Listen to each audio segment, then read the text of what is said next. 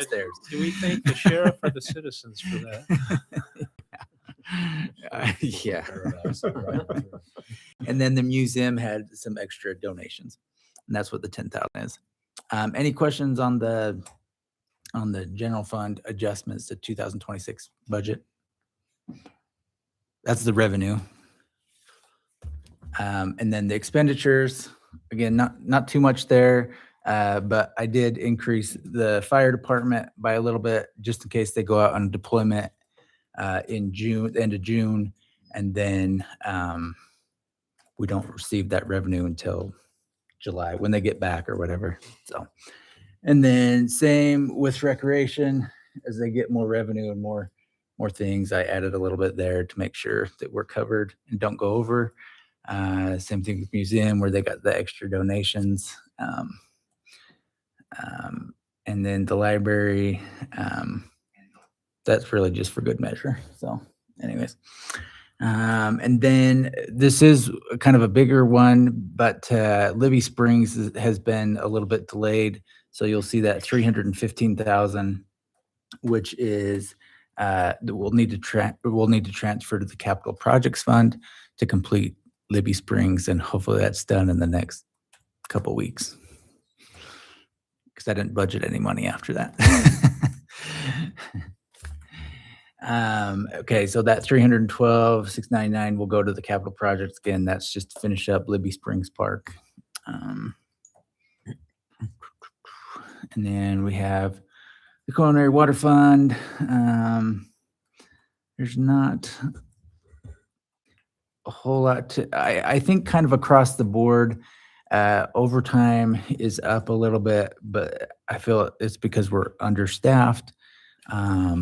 So most of these departments, there's some adjustment to overtime, but the salaries and wages didn't need adjustment because we didn't hire everyone we had intended to. Todd, can I ask you a question? Yeah. And maybe it's on here. Do we have a line item fund for Elite Hall renovation? So that is in the general fund. We just put that in the general government buildings.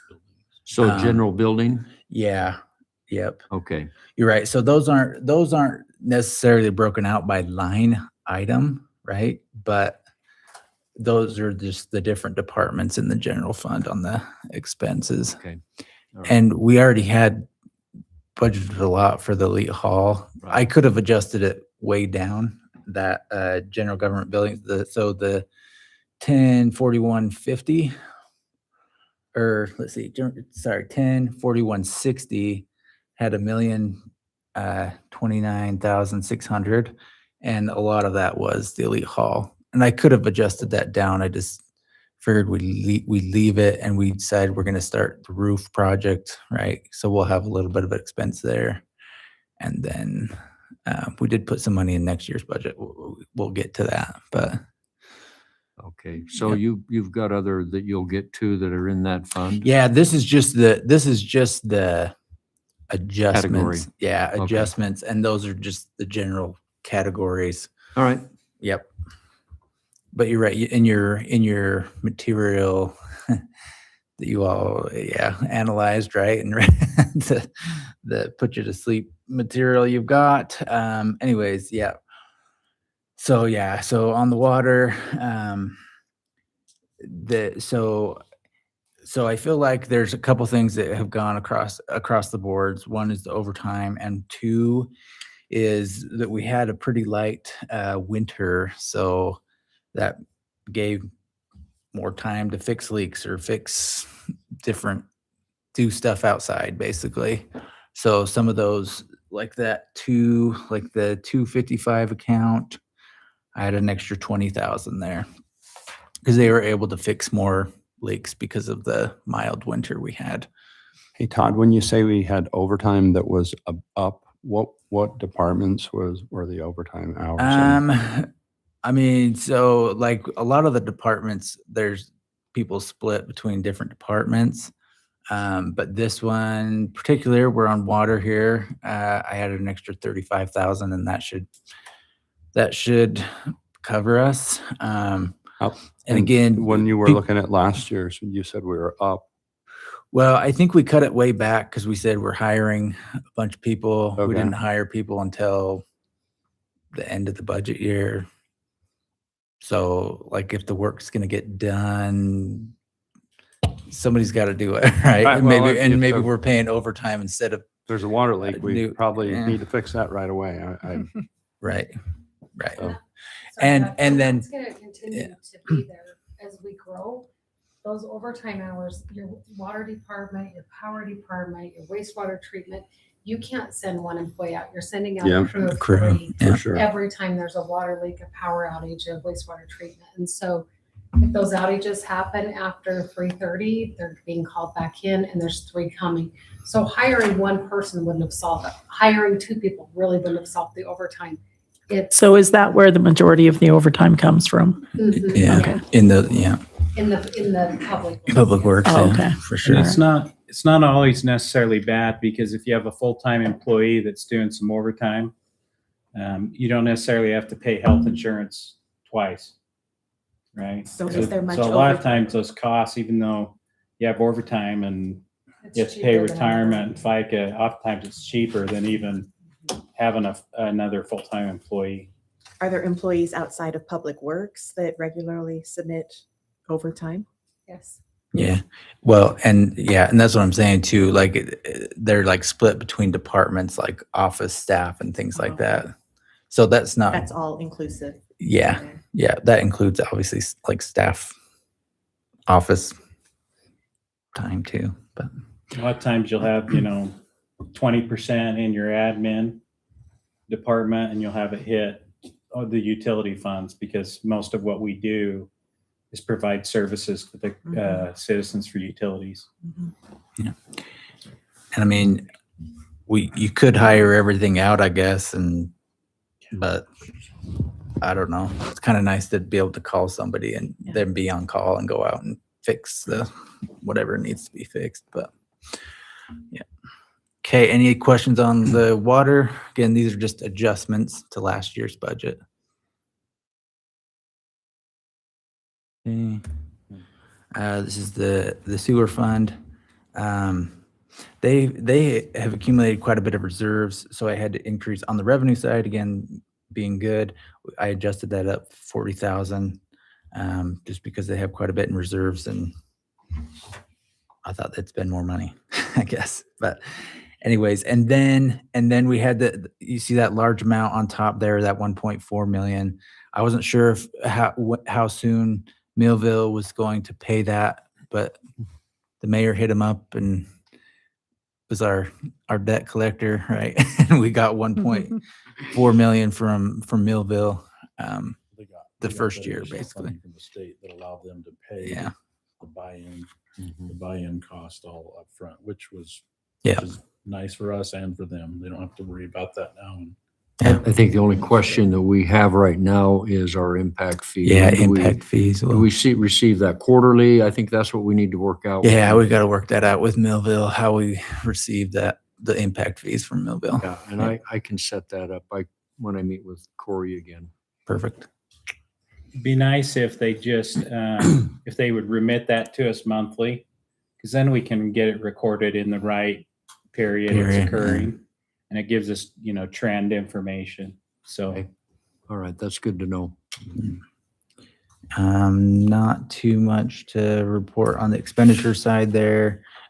We are obviously because we split these funds, we are transferring some money. You'll see that 766,839 at the bottom there. Eventually those will just our accounting software, our billing software will separate those two out. But currently we collect them all in this fund and then just transfer the money to the collections from the treatment fund. And part of that too is the fixed assets that we had everything in one fund. And so when we separated it, you've got some investment in capital that moved to the other fund. So question on that expenditure item, basically the transfer to collection, for example, the way that the sewer agreement with Millville works, how will this impact that? Is this like a line item that we'll have to pull out of that as we look at next year's I don't. development with that? Do you want me to kind of tackle it? Is that okay? Yeah. So understand when it comes to transfers, you're really just moving it. In governmental accounting, you have to show any transfers between funds on your profit and loss. So you'll see an expenditure in the one fund, an income in the other for the exact amount. Right, but he's just what saying- you so- do with Millville is based on the annual expenditures of the treatment plant for costs of operations, costs of the work. And so this is going to show up as an expenditure, even though it's in Hiram's accounting, it's just a transfer from one fund to the next, like you said, to allocate, reflecting those costs of assets. When we look at the sewer agreement with Millville, I'm just wondering if this is going to be a line item expenditure that. Well, so it'll move. We get the revenues. We get all the revenues, 100% of the revenues in that line item. The 52, 37, 31. Like the whole revenues in there, and then the transfers to transfer it Okay, so this is just to- basically because our revenue coming in is 100% in all comes to treatment. sewer, but we have to allocate treatment. our cost. And we have to split out the 25 to So this collections. basically comes out up front. Yeah, it'll even out because it all comes in on the revenues and then That makes sense. with the transfer Thank you. in the expenditures. Yep. Okay, any other questions on sewer fund? Well, if Angela was here, she'd probably correct me. The water reclamation. That's right. Treatment, the treatment fund. Okay, next is the electric department. So we've added some extra buildings or whatever, like this energy discount on there is where we split out for the other funds for water, sewer,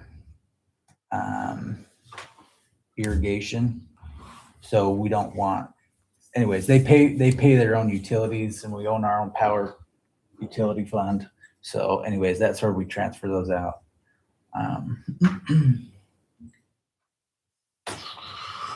I can't remember why, again, it's a good thing, but we got some extra funding in miscellaneous revenue. Oh, I think that was probably the West Point Dairy money, right? About 400 and something thousand on the revenue side. Yeah, probably earlier. I think that's when we collected it yeah. Wish I could just find Yeah. it. 450,000. So that's what This revenue. I try not to make up numbers, Craig. I mean, it'd be awesome, yeah, just to throw an extra 450 right at that. But I think that is because we weren't sure when West Point Dairy was going to pay that, but they happened to pay it in this 26 budget year, so we increased it by. And again, it's a good thing on the revenue side. And again, the electric department has quite a bit in their utility reserves too. So I added some more on their interest. They earned it more interest than what I anticipated. So on the expense side, again, just the overtime thing. And then that you'll see that 160,000 there. That hydroelectric. Todd? Yeah. Sorry, can I back up to the revenues one more time there? Yeah. So we had an initial 2026 budget revenue of $15.25 million about. Yeah. Then we made adjustments of $160,000 negative or a reduction there. Something's not. I'm just looking at that. And so we went from 15.25 revenue. We added some unexpected revenue, and our final total 2026 budget revenue dropped to 14.87 million. Was maybe the formula off or something? Let's see. Something's not 15. I mean, if the numbers were right, it should go up to about 15.7 million in revenues there, it looks like. Yeah, I think you're right, Craig. Let's see, 520.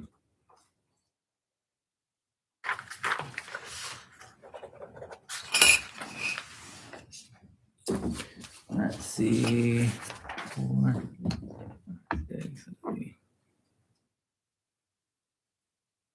I can check the formulas on that, Craig, but I think the totals might be off, but the adjustment line items. Yeah, will that's be- what I'm saying. The will be- adjustment will be lines, I didn't right. check but- across all, Yeah. across all of them looks good, Yeah, but you're right. I Something's can't not- get it something's not to, I adding think in. there's a formula issue in the Excel spreadsheet. Let's see. Yeah. Anyways, yep, I think you're right, Craig. I think there's a formula issue there, but I will, so I guess, do they, if there's a change, they'll, It's just a public hearing tonight. There's no adoption. The oh, adoption, all next this time, will take next place time at the when next we'll council get it changed and then you'll adopt it with the changes, right? Yeah. Yeah. Well, we'll check it. Help me remember what. Yeah. Okay. The electric. And I think the line item amount's correct. So Right. These are right, but I think there's a It's just the formula. columns running Formula down. error. Okay. And then on the expenditure side, again, so we're down to the hydroelectric. There's a little bit more work than what we anticipated. As you got into that project, and there's some slides in here with that, but they redid that. Was it Flume or what? Penstock? Yeah, there was a lot more involved once you got into that. So, nothing else to. Any other questions on the electric adjustments for 2026? Hey, that number does match though, Craig, on the 14 that did balance out, right? But you're right. I think there's a formula error on that the Numbers match, 520 but- plus the 15, 271, 200. it should yeah. be the same thing at the bottom. I mean, if we have an expenditures of this amount and we add another 700,000 of expenditures, then it should go up. Am I thinking that right? So I Yeah, think both about of those 16 totals million. are, Yeah, I'll check the formulas on that. I think Yeah. that going horizontally is correct, like Wes was Right. saying. Yeah. Okay. Next, irrigation fund. I just added a little bit more, the 5,000 to just, I don't know, more houses to just what we charge customers. I just under budgeted a little bit. And then on the expense side, again, there's overtime, and then utilities. I can't remember what they've added to there, but the utilities were a lot higher than what we had anticipated. Is that pumping cost power? Yeah, probably pumping costs as prices went up on that. Yeah. Yep. And yeah, that's why we reviewed those with With the some of our aggregates and- customers. Yeah. Yep. Yep. Because pumping costs were a lot more. Yeah. And then a little bit in professional services. I did adjust this one down because Cade is not going to spend $2 million, and I didn't want to think he can spend $2 million because we don't have that in our reserves. Okay, in the stormwater, again, just the stormwater fees on the revenue side, I think under budgeted there a little bit, so we did an increase of 40,000. And then on the expense side, there's not a whole lot to report there. Some on salaries and wages and some on overtime. But yeah, not a whole lot to report on that. The collections fund, I didn't do any adjustments to this one's a little bit harder because it's a newer fund, so I don't have a whole lot of historical data. But But the overtime, that 3,000 is what we adjusted in the expenditures. And then we didn't have anything budgeted for telephone, but we are splitting the telephone cost between sewer collections and sewer treatment. So that's about it on that. Any questions on the adjustments? So that's the adjustment. Yeah, I will check, Craig. I will check the formulas on all those, make sure they're right before we adopt those. Those, yeah. We'll get it in the resolution for Yeah, next meeting. for the 18th. Yeah. Okay, if there's nothing else on 2026, we'll move on to our 26-27 budget.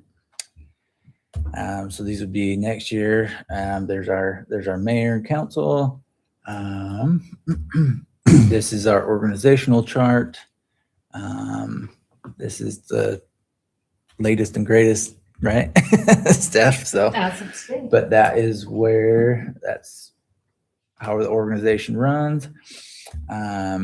Here's the different council assignments and where things get reported that way. A couple more statistics here, just on population. You go back. I didn't know I was Oh. supposed to do all that. Craig, now you know. You want Yeah, to? each of you are going, wait, we do a lot more than what's on that list. We didn't put other duties on as assigned on there, Craig. So yeah. But okay, and then this is just some statistics about Hiram. You can see the population growth there. And it's important to see the different schools as well, because most of the year just to see who's in Hiram. Some of these people aren't from these, they may be from different cities, but again, we provide services, we provide roads, water to students as well in our community and outside. Anyways, Todd, the Yeah. South Cache, is that 8th and 9th grade with the 8-9? yeah, 8th and 9th grade. It should be 7th and 7th 8th and grade. 8th. Yeah. And actually starting this fall, it'll be Right. 6 It'll through be 8. 6 through 8, yep, next year. So then I'll lose more historical data with new The numbers will different. change. Yep.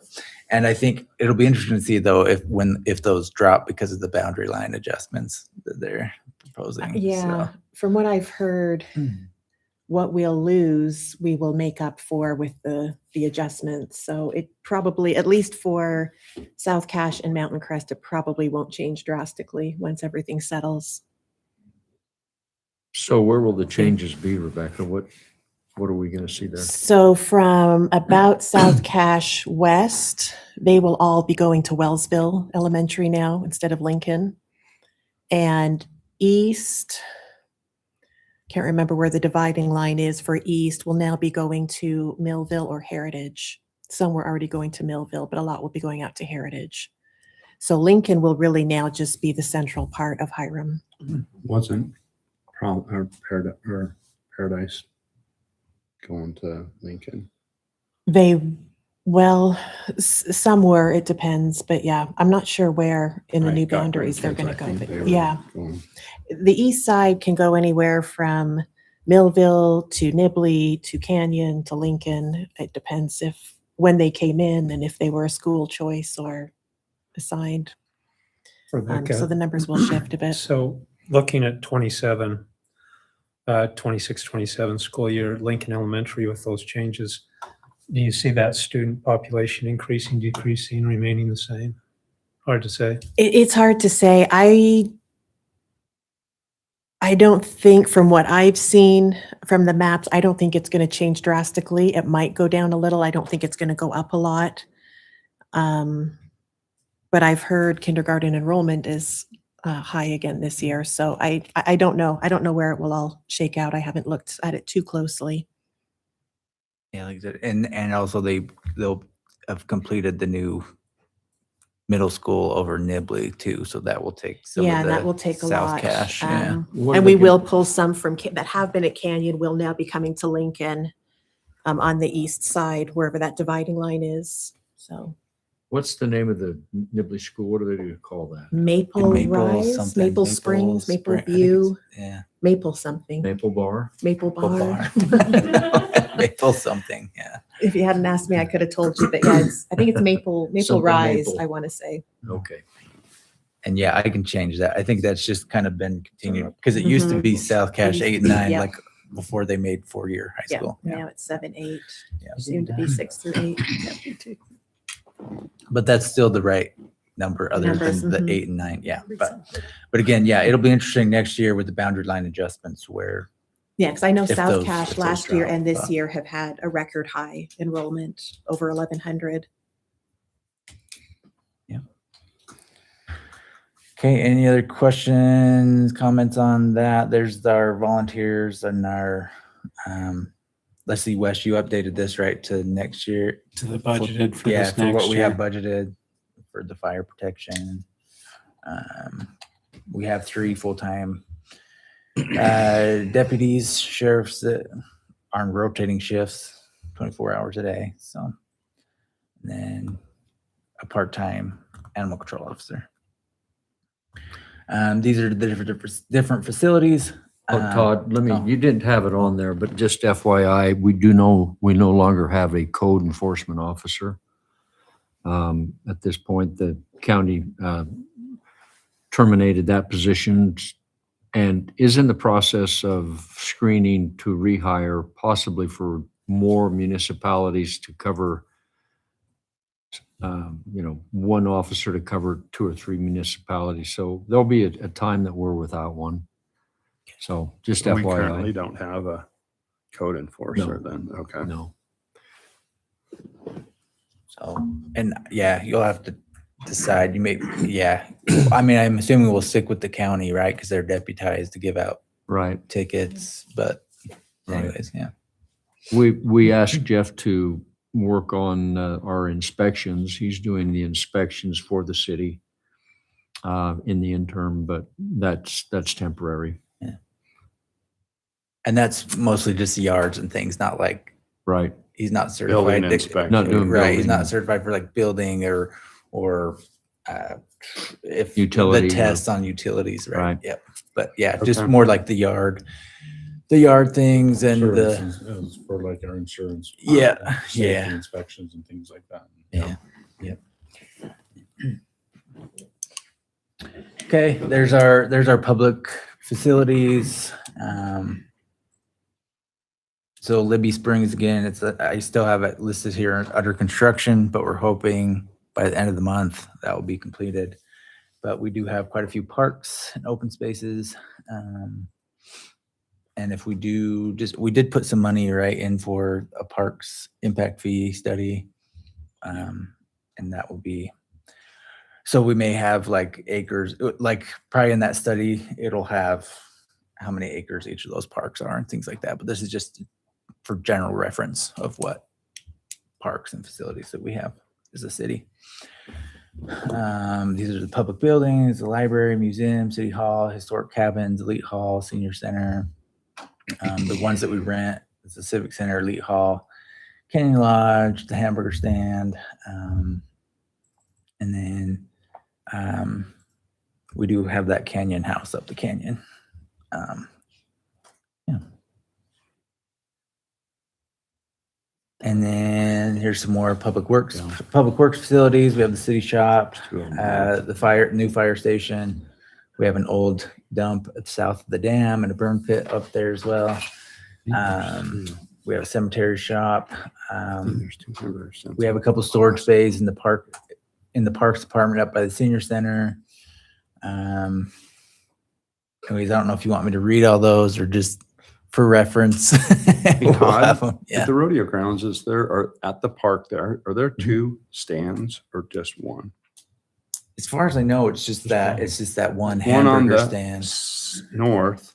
They have an announcer stand now that they just. built. Yeah, they have the Yes, but announcer I stand. thought and when then- you went in that first gate, I thought there was another stand. I think it's just a storage building. That's a storage Yeah, building. yeah. Okay. I think it's okay. just a park Okay. storage building. I don't think I even have that listed on here because it's Okay. only like a year old, but yeah. Okay. Yeah, they have like a couple bays, right? a couple like garage doors on it. I think it's storage for the parks department. Okay. Yeah. Yep. Yeah, but some of the new ones obviously is the gas generation plant. We'll talk about that here in a second. Okay, and then building, I feel like building is an essential and important part of because it reaches across the board with impact fees and things like that. So anyways, this is some statistics from the county on how many building permits. So this is calendar year, not budget year. But in 2025, we had 50 single family building permits, and you can see that it's a downward trend. Again, just as we think about growth or whatever, do we want to see an upward trend, or do we want to see just a manageable? What Growth. What impact is our general plan having on this? Would you say? I think a lot of our studies have to do with that. Well, because like we're not I think really it's- annexing Yeah. new The- property, but Yeah, that's exactly the thing is, I mean, No building is still annexation. growing on. If we were, Yeah. I mean, when you were, I think it's probably in here when you talk about, well, I don't know if it is on the subdivisions and the number of available yeah, lots. those are the next couple Our slides. available lots are way Way down. lower than it's Yeah. probably ever been in 15 years. Yeah. And I don't know if that's us or if that's just the market with higher It's interest not- rates It's and not annexing more property. I mean, ask Stephanie, the people that are calling and asking about Our that. developments right There would outside be a city lot of limits, development right? if we Yeah. were annexing property. Yeah. They're outside city limits, yes, but then also we do still have a lot of property Yeah, inside we still city have quite a limits bit that that's could be not, developed. Yeah. You know, Mhm. and we've had developers, I wish Tony was here, our city planner, but we've had developers come in and ask, and they're saying like the market isn't there right now. There's so many homes to go in and put things in. So some people say that there's a market, other people don't. But like you can look at our zoning map, and we still have quite a bit of space on that east side. I mean, it's Yeah. Even without annexation. Yeah. without annexation, and then even just to the west a little bit, west and north. But That's true. yeah, the parcels that we're getting calls on, they're not large pieces like large annexations. It's a 5-acre piece here, a 10-acre piece here, a 2-acre piece. It's not some of the larger annexations like we've done in the past. It's more just smaller, but I think that's what we're getting down to, are smaller pieces to annex and not the large ones anymore. So again, I mean, I think it has some impact, but I think it's the market too is a factor. But anyways, we'll go through. So these are, oh, let's see, I'm missing. These are the different ones. We'll do a total at the end, but these are the current available lots that people can build on. So in Canyon Estates, there's one more single family lot in phase 5, and that's located approximately 1100 south, 740 east. This property right here is all. Yeah. in the So Todd, development is that process all right of Canyon Estates? No, they have Or is there one other, more That's phase? all. yeah, but they haven't come in and got those now. approved yet. Two different. Yeah, subdivisions I believe right there's there. one more phase in And it's there. the dirt and the construction here. Yeah. This is a little bit older picture, but yes, that's the general area. Second one is tied onto that one. Yeah, So, there's another row. Is this the highway? yeah, that's what. This is when that development was under construction. Like all those homes are Very filled in beginning there. of And then there's construction. another phase Yeah. From like 5. in the proposed behind it. Yeah. I think there's To two the- more rows of houses that they're Yeah, currently there's on. currently building. Our irrigation ponds are Seems like almost they're as on big the as south Is it? boundary line. It's built now. Perspective. Okay. Did they just come get a building permit? So this is usually of April, as of April. Last week, we energized that. Oh, perfect. Yeah. So that one will be 0, right? Until they do a new phase, until we do a new Do you phase. remember, when did we annex this property? Was it 2018 or after 2018 is when we did the large? Yes, it was 2018. Probably so. It was 2018. And they told us that it wouldn't be finished for 10 to 15 years. I don't know. that. And Let's see. we're, 8 years? I'm pretty sure it was 2018. You had different developers, though. You had an original developer. He didn't go through with it. Then Troy bought it, right? No, I think don't it's know not that he if didn't go was that through, one. but I think they just got an offer and Right, sold it and, at that time. okay, Yeah. right, but you had a different developer, Yeah, so it his never plan, really sat. yeah. Okay. The next one is Hidden Valley. That's approximately 650 west, 885 south. This is phase 2. There's single family lots still available to build on in there. So this is kind of behind South Cache. Yeah. In the Blacksmith Fork Industrial Park, there's still 7 lots. I don't know. I think people are just kind of maybe sitting on those. I don't know. But I think most of them are owned, just the businesses haven't developed yet. Okay, the next one is Mount Sterling Farms at approximately 675 west, 100 north. And this is phase 5. There's still 11 remaining lots there. Yeah, I haven't seen a lot of movement down there, have you? The next one is Mountain View South at approximately 1300 east, 600 south. This is phase 6. There's 16 lots there. This is the neighborhood nonprofit, yeah. Or for profit, maybe in the future. For profit. I think he's making profit currently, so. Well, yeah. The next one is Rolling Hills. I guess there's still one single family lot in there. And this is approximately 400 east, 500 south. That one didn't get energized, right, Larry? I think there's still one that someone's sitting on in there. Anyways, okay, and then Savage subdivision. This is approximately 900 west, 85 south. There's 12 lots remaining. I think there's only one or two. There's one house down there. I think it was 13 lots originally, but anyways.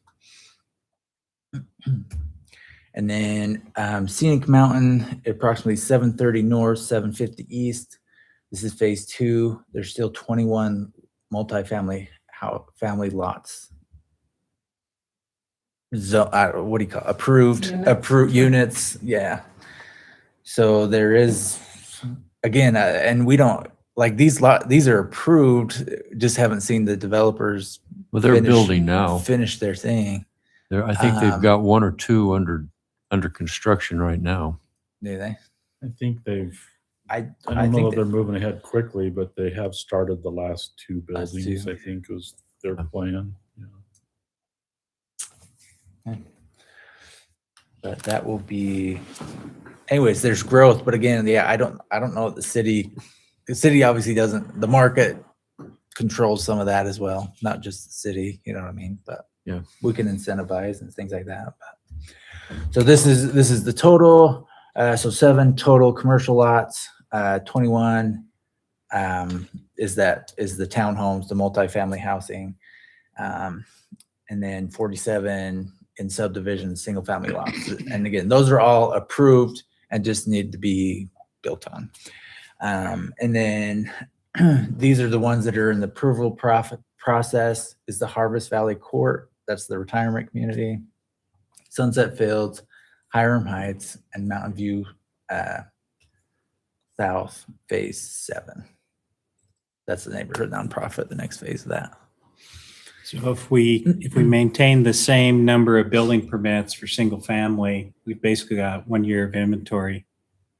Right, if we're saying we Lots. build 50 houses a year. Yeah. So, Yep. Okay. Any questions on growth or subdivisions? Yep. Okay. And this is an overall, and you saw this slide, I think the last time, but this is the overall, all the different funds that we have, just looking at a very high level view. So like total, we have in the 2027 proposed budget, 33,298,235. And then on the expense side, we have 40,839.11. So that may seem maybe scary, that we have more expenditures than revenues, but again, these are just budget numbers, and we may be using reserve money to pay for capital projects to improve the system. And that's what the next slide is, but you can see that it's a good trend to have our cash. These are total cash reserves that we have in the bank.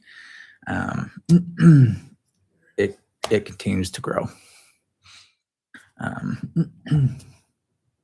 And then, so going back to the general fund, starting at the general fund, this is these are the different sources of where we get our general fund revenues. And this is always an interesting thing to people because this is, as you can see, a large part of that is taxes.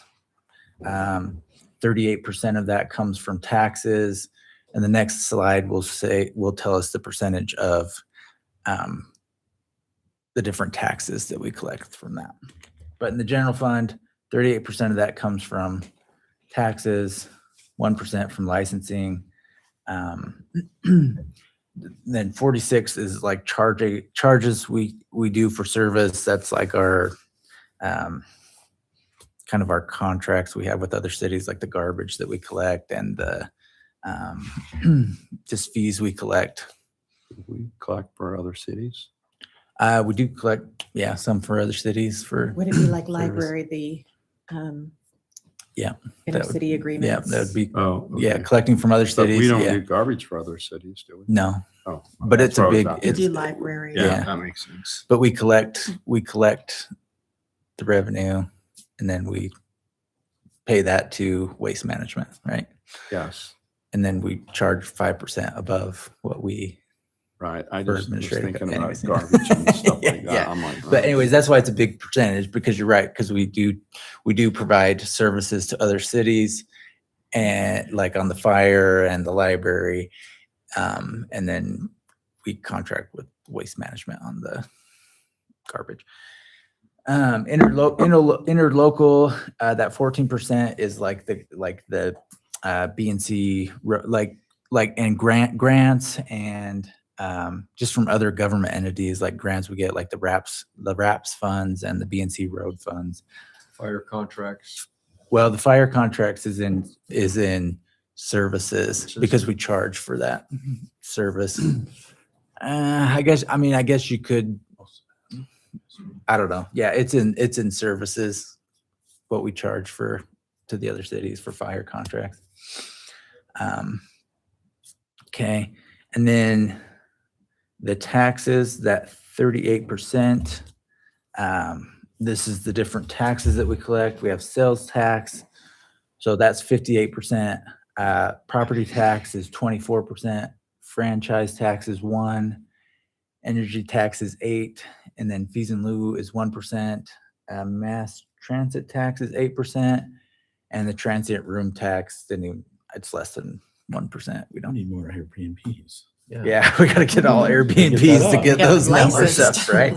Yeah. But, Probably. and really, we don't have like a whole lot of control over, the main one that we have control over is the property tax. We set those, we can lower them, increase them, but that's what municipalities have control over is what we can charge citizens for property tax. Everything else is set by, like sales tax is set by the state and, yeah. So you figure 24% of that 38% property taxes are, about 8%, 9%? I guess just a little tiny bit over 9%, 9.25% of the general fund revenues. So it's pretty small amount. Right, Pretty minuscule, really is. right. But it makes a difference. Yeah. It makes a difference. Yeah. And if you're paying it, it makes a difference. And we're, yeah, right. Every penny counts, right? Especially yep. Anyways, and so again, we are in control of as a board, property taxes. We're not raising property taxes. And we talked to Diana at the county and so next time we'll approve the budget, but the final numbers haven't been given to us from the county yet. So, but she was working hard. She was pretty stressed out today. Yeah. I'm sure she got a million calls with people's budget stuff. But anyways, this is where we sit currently in comparison to other communities in the valley. That was 2024s and 2025s. I told Wes we're going to Vegas if it comes out the same number, because Yeah. for some weird reason, the certified tax rate was the same for 2024 and 25. You're going to Vegas?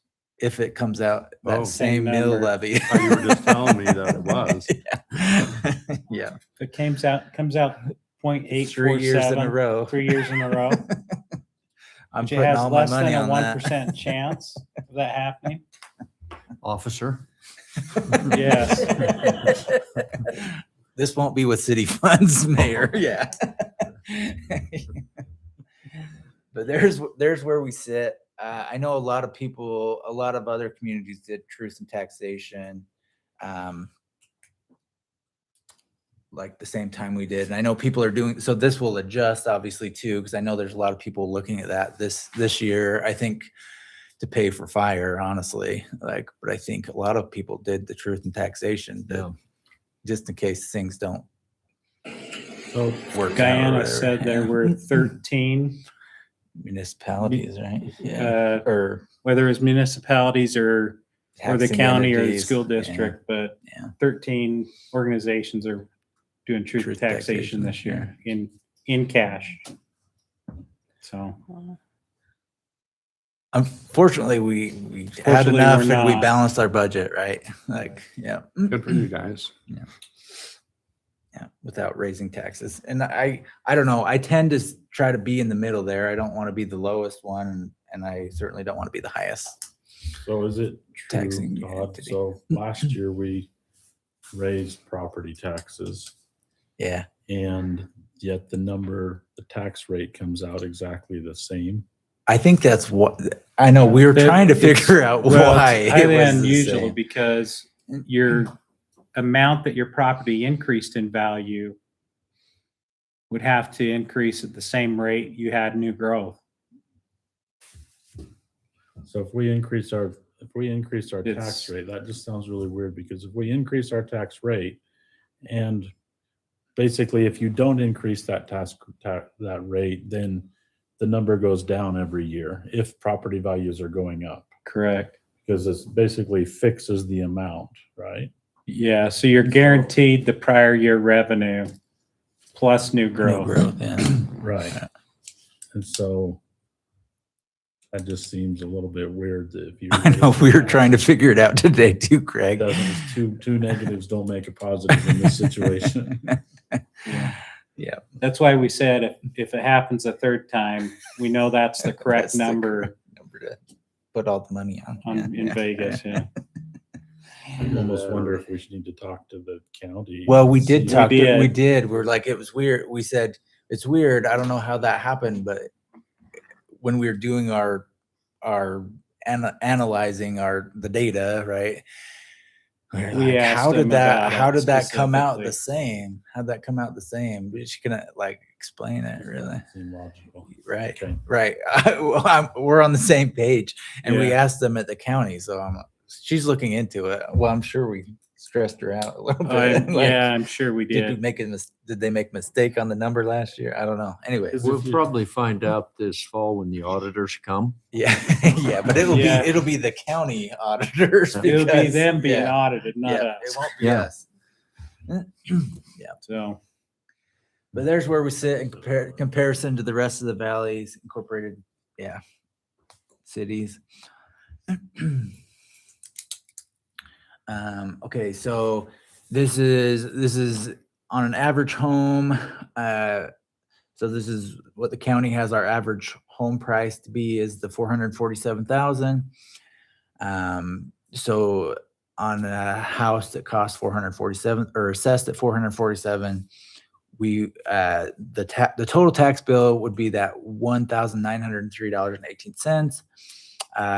On residential, you get a 45% exemption, so that the taxable value is just $202,250. On commercial, it's the whole thing. That's why you want commercial in your city, so residents don't have to fit that whole bill. Yep. And so there's where the breakdown would be to go to the school district of that 1,903.18 that the residents are paying on their property tax, 937.63, basically 40. Is that 40? Did we change? I wonder if we. Yeah, so it's I don't know if we changed that. Anyways, 46%, right? I think that graph might be. Yeah, the Right, graph and yeah. the numbers aren't matching. Yeah. but on a typical house, it's These 171.31. numbers, right. Kind of that next, just the paragraph below. Mhm. That's kind of the typical city bill for a resident. So you think about your, different bills, your cell phone or, 171.31 per property is a pretty good I feel like for what Service you get, for what you what they get, what get. Hiram City provides, and that's all the residents are paying for property tax. Yeah, 171.31 per year. Yeah. Tom, we read that. I love this statement every year in the budget. I think it's like so important. The one where it says Hiram City provides approximately, will you read that? I think it says a lot. So yeah, that statement at the bottom. So if we're saying that there's 3,900 homes at 171.31, because that's what Hiram City collects from property taxes, each will generate. So if you times that 171.31 times the 3,900, it would generate 668,109 in property tax revenue. So based on the 26-27 general fund budget estimates, Hiram City provides approximately 2,357.78 worth of general fund services to each home, not including, we pull out solid waste collection because it's kind of like a utility. So with that being taken out, that means that 2,186.47 of these general fund services have to come from places other than property tax. And again, property tax is the only one that we ultimately have control of. So what Creating you're that saying levy. is we have an incredibly good deal for our residents as far as our property tax is concerned. Yeah, property taxes are low and we have other sources of revenue. That compensate for what compensate. it could be. Right. So like we get grants, we get, we charge for for services. services. Right. Yeah. I feel like Hiram City's well ran financially anyways, and we have a lot of sources of revenue Right. other than like at the county, I think, and I think school districts the same way, like they are very heavily reliant on property taxes. tax. Yeah. Yeah. And has the county school district, do they continue to increase rates each year? I don't know if they're I don't know increasing they- this year or not. I wouldn't, she didn't say which She didn't say entities which were. entities. We'll find out here and They'll when the publish tax that hearings come shortly. out. Yeah. So that's 7.25% come of the general fund expenditures or services provided through the general fund. 7.25% are from property taxes. That's a good deal. That's That's a good deal. Yeah. very good deal. Yep. Yeah. Good return on investment. Good return on investment, right, Craig? Yeah. Okay. And so that's the revenue side.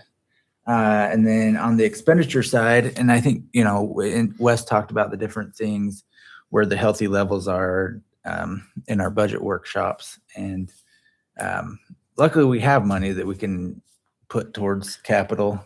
Our Personnel. percentages, if you for the recall, when it comes to like operating maintenance and personnel and capital costs, those are really healthy numbers.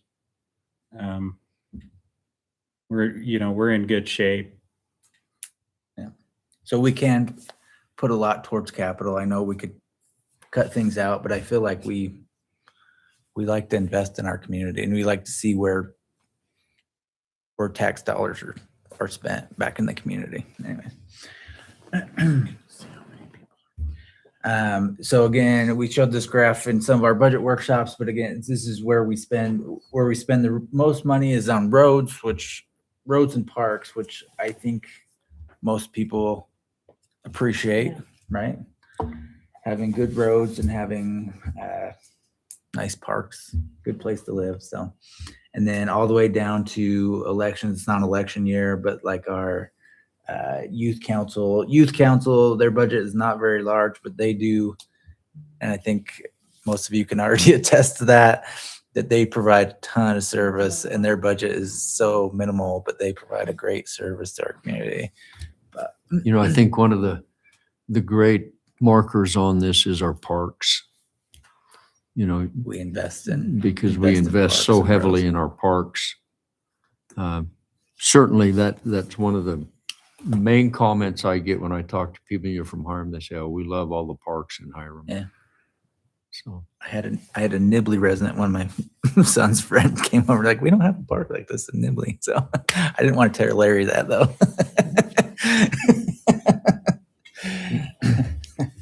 you can remember we're televised. I know. And recorded. Well, he can step his game up, right? Yeah, it's okay. Yeah, it's a friendly competition, right? Okay. So we went that total overview. So I'm just going to hit a little bit on some of the highlights of the general fund, what people get for that money, right? So we have the court that's down here. We have our judge, John Holbert. And so we provide services and we provide other cities those as well. We've combined with Paradise, Nibley, and Mendon to provide a court system for not only Hiram, but those other communities. The Elite Hall, we still have that 180,000 RAPS money that we are still pursuing. What's and our other dead donations? Do we have a deadline on how soon we have to use that? I think we've got 1 year left, right? Yeah, they typically have said 2 years. You could probably file for an extension, but I know they've kind of changed policy there because a lot of communities had money out there for multiple years. And they're saying, hey, if you're not going to use it, we want it to come back and so we can recommit it somewhere else. So, you know, we do need to get the ball moving on. Yeah, so let's talk about that Monday, you and I. Okay. They still have the thing where like you can phase projects, I believe. So you can basically look at if you've got a larger project, you can ask for funding and then the second year ask for some additional funding with that, I believe. But so that would be a reason to extend it out over a longer period of time. But their preference on that would be to apply for the funding in phases and then do the project in phases. But you can basically bankroll it for a year and apply for a second amount or allocation the following year. And is that 180,000 allocated for a specific thing, or can we just use it? well, I think I It was. feel like it It was was. very specific how it's written. Yeah. Okay. Yeah, we've tried, and well, I think there's been inquiries, right, about trying to shift that. And their answer was, like Wes said, turn it back in and reapply for something different, a different project if you want to use it for something different. I think we're trying to prepare to approach the council and make that plea. So Yeah. we'll see where that gets us. Okay. And we hired Tony. Well, has he been here 2 years? Yes. He was hired last Two? January. Yeah. So- January 2025. So we've hired some good people lately, including one. Okay, but in the planning commission, we hired Tony. He's been here since January 2025. Yeah, and then we're currently working on the general plan update in the planning commission. So we have money in both years to hopefully complete that. So. Okay, and then first responders. This is just a graph of number of calls. Yep. Why did we see the spike in, was that COVID in 22, Tony? Just after. COVID is 2020. So right after, why would we have seen a spike? Long COVID, right? Yeah. I mean, that's pretty significant. I'm trying to think Yeah. when we got like when was the assisted living done? Before that, it was. Yeah, it was. It was like 2018. Well, and we brought on full-time staff at this station what year? More than double. Oh yeah, 23, I think. Yeah, yeah. Yeah. 20. It is, again, continuing to kind of hold steady. Our calls were 700 last year. Well, this is just first responder, not fire and Yeah. medical. Yeah, it's just medical. We'll have to do that. Previous fire chief didn't give me data for a couple of years, so I don't have. Anyways, yeah, there's a couple of years missing, so I didn't want to report 0. Okay. Yeah. Yeah. Okay.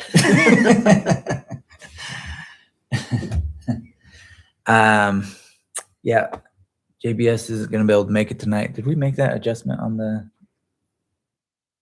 agenda? JBS isn't coming tonight, right? Oh, Yeah. they're not? Yeah, no, Mm. no. Okay, so we can scratch that off the agenda when we're done. They will be here July 16th. But I talked to Tanner this morning and he's in Phoenix and he said he's not going to be able to make it back in time, so. So we received monies and went and picked this truck, the ladder truck up in Canada, right? We picked it up down at Philly. Yeah. we got it across the border just before tariffs, right? Yeah. Yeah. But, and then we got, again, we JBS did an awesome donation of $350,000 for that. Cache County contributed $200,000 and we got it for a sweet deal. Like I can't say enough about our fire department and the Local businesses and too. local businesses that help keep our taxes low, basically. Yeah. Yeah. Okay, so law enforcement. Again, we have 3 full-time rotating shifts on call. Is that including somebody at the high school all the time? They have their own, like we don't pay for That comes from the that. district. That comes from Oh, yeah. yeah. So that's not inclusive. Yeah, of that's that. not. I know I have a mount. That's just a Yeah. picture, Michael. Yeah, South no, Cache has but one yeah, as well. yeah. That's But what we people are supposed to. appreciate our, and we have the substation down here. We appreciate the police presence in our community. But anyways, there's usually a couple of them hanging around in the city. So these are a little bit older, but I don't think you guys have seen them. So this is currently where we take our animal control, our dogs. When they're picked up, they go to the Cache County Animal Control Center out by the jail. And so I don't know. We've done. I think the reminders have helped because we've kind of made a push to remind people about dog licensing. As you can see, they're up in 25. We haven't got the final number, obviously, for 26, but I'm assuming they will be at that higher level. Anyways, I think as we keep Reminder. advertising, reminding people that yes, we need your dog's license. They need a rabies vaccine. Keep our people safe and our dog population safe, right? Anyways. Okay, in roads, he continues to maintain or continues to improve that trail, that walking trail behind South Cache along the canal down there. Are some of the projects that he's completed or has completed. This was before, but this is 9th West that we're continuing to do, and we're looking at doing that bypass on 7th North as well. Um, and solid waste, again, we contract with Waste Management. Somebody parked in the garbage truck. No, I don't know how that guy's getting out, right? Hope that guy's not just ramming. It's just for the photo op. I'm sure they'll move, the car will move before the truck, right? I know these are a little bit older, but we do have those 2 pickleball courts that they did up at East Park.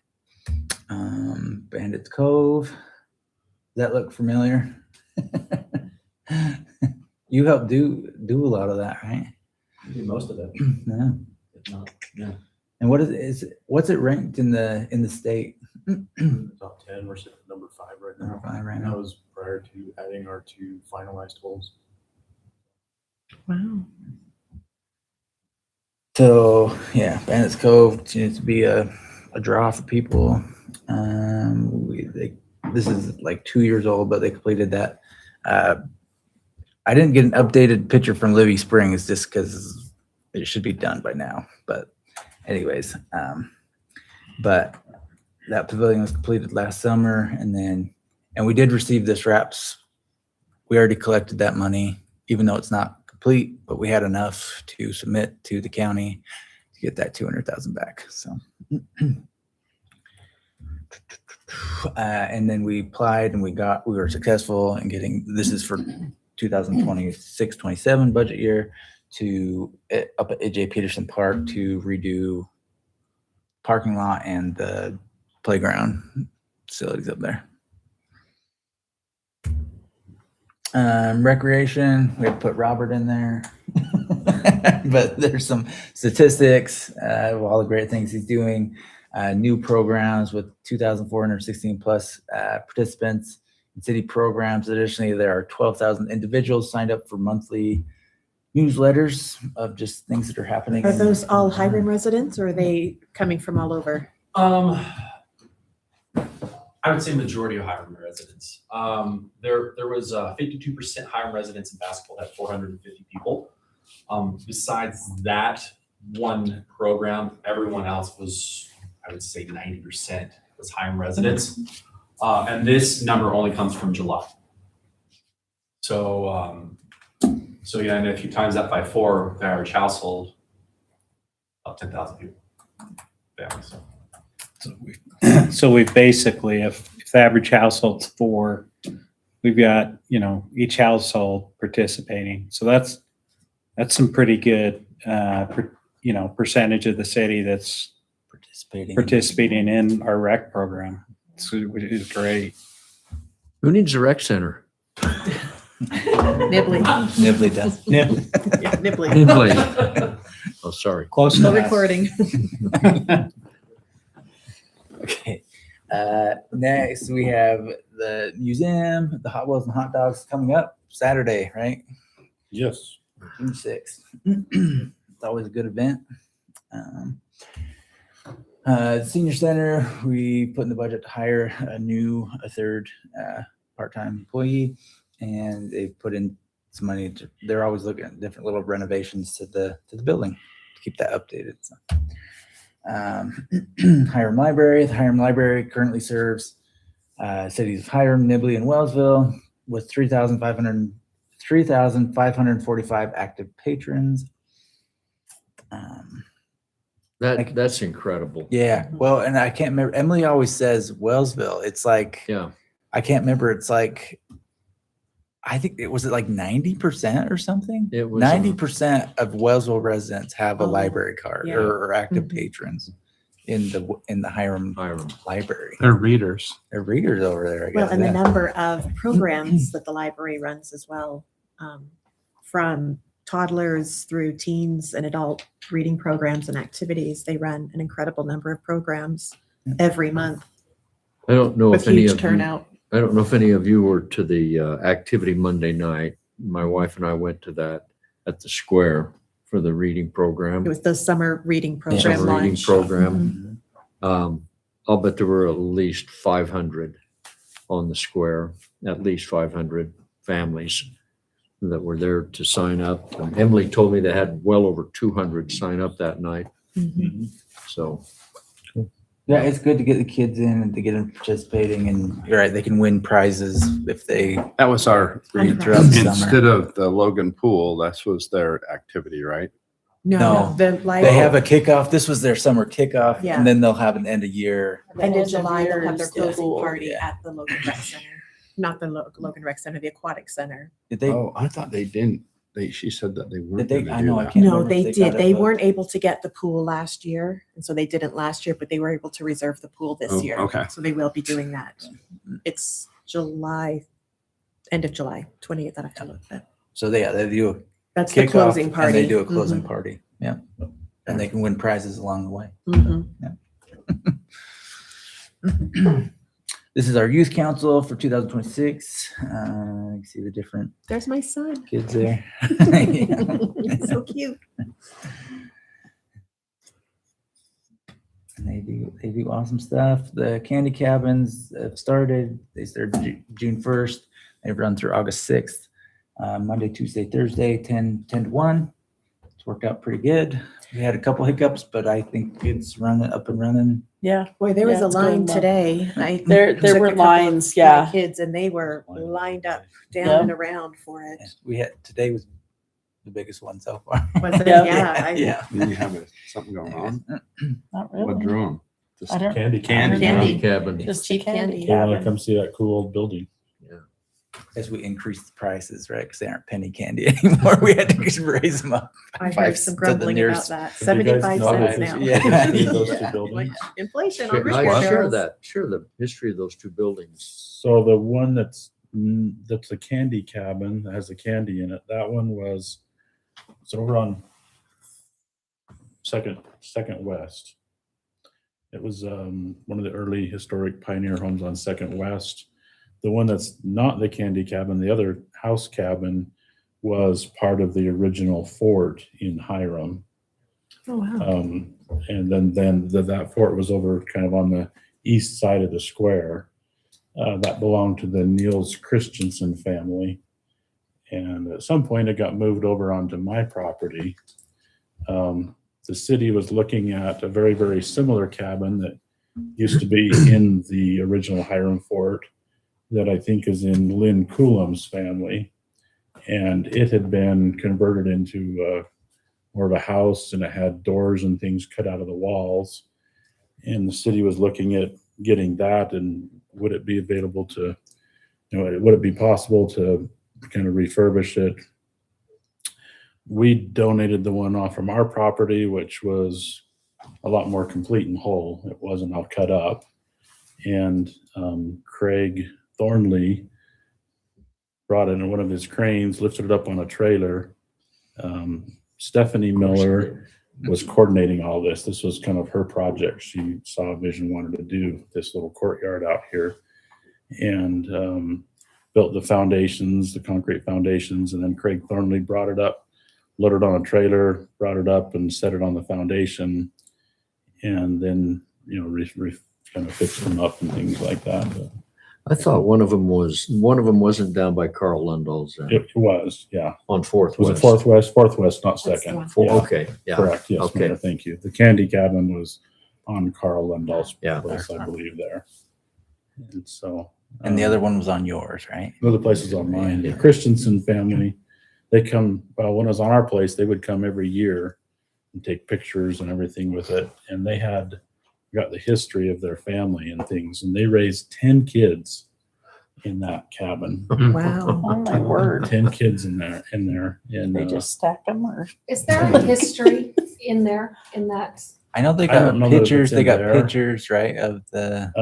of where it came from? But I don't know. I'm sure it's not where it came from. There might be a history of the Christensen family in there, but the That's process something of like, it's not in I there. know but- Jamie's swamped in the museum, but I think that history is going to be lost. Yeah. Yeah. And it would be good to know where these cabins came from, why we restored these ones, because they were part of the original fort. Like we could write up a little history, or even put a little plaque like this cabin was built in this time, donated by Craig and Ellen Rasmussen. It'd You know, be just fun to something have that- kind of what do you call them, the diagram or the you know, a kind of an overview of Hiram where you can see the old fort and the cabins that were there at one time. Actually, there is a replica model of that in the the museum of the museum, original yeah. fort with all of the cabins built on that. A lot of them that they know which families lived in it is So all. would these two noted be in on it. there then? The one. This one was- is, Yeah. the one that was on my place is there. The Carl Lendals wasn't part of the fort. It was just it was an early, very early era building here in Hiram, 2-story. I can't remember what it was used for initially. But anyway, I Well, don't know. Do you think you could pinpoint it on that diagram of the original fort? Which yeah, one that yeah, was? it's labeled on the fort. Oh, okay. Yeah. It's labeled on where it was at. yeah, thank you for that. Okay, a couple other activities, again, in the general fund, we got the 4th of July celebration coming up. Appreciate all your work on going to work on that and stepping in and doing all that. And let us know what we can do to help you. So, because it's always a big event, not just for Hiram, but for the valley. And then we'll have the Night Out Against Crime. This is the first Tuesday in August. I'm in charge of that. Do we have, yeah, or this, is that you? Okay, okay, perfect. I And saw then- that on the list earlier today. Oh, yeah, keep going. Yeah, and then this is a little bit later down the road, but we always have this celebration, right, Is that, with Santa. That's the real Santa. That's the real Santa. That's it that comes every year to Hiram. Mayor. There's a big long story behind that too. But I won't share that one tonight. Okay, these are just our utility reserve balances. So again, pretty good trend there. We saw the overall one, those all combined, including the general fund in a prior slide. This is the reserve balances in there. We'd obviously like to see some of those smaller departments build more reserves because it's a little scary, like the irrigation and stormwater tends to stay even, but as we build more storm drains, I don't know, but irrigation is always a big one that we try to hit on, that they don't even really cover their operating expenses typically. But part of that, though, it's important to note the irrigation. It's doesn't have a lot of reserves, but without that irrigation, our water use would go up 40%. We would have to have a ton more infrastructure and resources in our culinary potable water to meet that summertime irrigation demand requirements. And so it's basically the value of that irrigation is very much underrated in our budget. And so, as far as, it's a small department, small reserves, but very critical part It helps of our water providing situation for sure. And some of that, when we start looking forward as far as CIP plans, what do we want to do for pressurized irrigation in our community? If we want to expand our system, Or just cap it where we're at. Or Right. I've talked with Kate Yeah, about that. In yeah. fact, just this past week, we've had a couple of different discussions about what my thoughts are, which seem to be pretty much aligned with his, and some things that with the ordinance that may need to be updated or reflective of that. But anyway, with some of the development things that are coming now, he called and asked what to do with the irrigation and different things. And we went through and we talked about what our current ordinance says and what we can require based on our ordinance and things that way. I think it's a very valuable resource, and get in that Do you different discussion. think we should combine it with the water? I guess it's split out so we can separate the two. No, I think because I don't think we should combine it at all. I think we just need to understand the the value the that it value of it has other on than saving our potable water and things with that. But Well, you could and do a where we're, transfer, you could do transfers too if it ever got. the other thing we trouble, could do is just adjust our rates. I mean, our reserves are growing, so we could adjust down maybe some of our other rates for our utilities and increase irrigation to kind of make it so it starts to build reserves within that fund. yeah, I mean, there's always ways to look at it, and that's up to Dan and just to decide and whatever to talk about anyway to recommend. But my thoughts are with the irrigation and wherever those rates are, if people didn't use the secondary system, if we say, oh, we're going to increase the rates, and people say, well, especially new development, if you have a 1/4 acre lot, use culinary water to water is what a lot of, if their irrigation rates go too high. And so, but then again, that puts a whole lot more pressure onto your water system. You have to start doing like, oh, our water lines are not sized to provide potable water for irrigation. If people start switching that over, we have to start looking at upsizing some of our water main lines and things. And so if you price irrigation out to where people either shut it off or don't use it, there's a huge trickle down effect with that. And so by having irrigation rates that are such that people continue to use it, it allows us to not have to increase our water rates to meet all these other capital projects and different things, whether it's impact improvements or what with that. But that's my opinion. Well, and the other thing I was going to say, Craig, too, with growth, you can have impact fees pay some of that CIP costs, right? So, Right. another benefit you get with irrigation is you don't have the same water treatment costs. Right. You have to chlorinate it, and so Right. And we do reuse it, the water. Yeah, It's also subsidized by the wastewater treatment Right. plant. It helps the wastewater treatment plant and it helps our culinary water situation. Yeah, for sure. Let's see. Okay, so and then culinary water. So this is just our what we bill people on their utility bill and operational costs. So this is minus capital because we kind of figure capital is paid for by development or impact fees, whatever. So in the culinary water, our funds, what we charge people does cover our operational costs. Which is crazy because I feel like we have the lowest rates around. Anyways, some of the capital projects No, this water rate's $12. is that well number 4. They put that generator there. This is up the canyon. This is one of the wells that we get our drinking water from. One of the big projects they got through is they finally got that, and this is a picture of that. It's incredible what they did down there to get it across the tracks. Like, they had to set all this up, and they had a timeline, and yeah, to get it under the railroad I tracks. think Kate yeah. said it was $2,500 a foot to drill underneath the tracks. So When was this picture taken? Just earlier, is it just earlier This this spring, I year? think. Month and a half ago, 2 When did months they ago. put that under there? It was like Yeah. April. Yeah. But yeah, those casings are under the railroad tracks now. So. Okay, in the sewer water reclamation treatment side,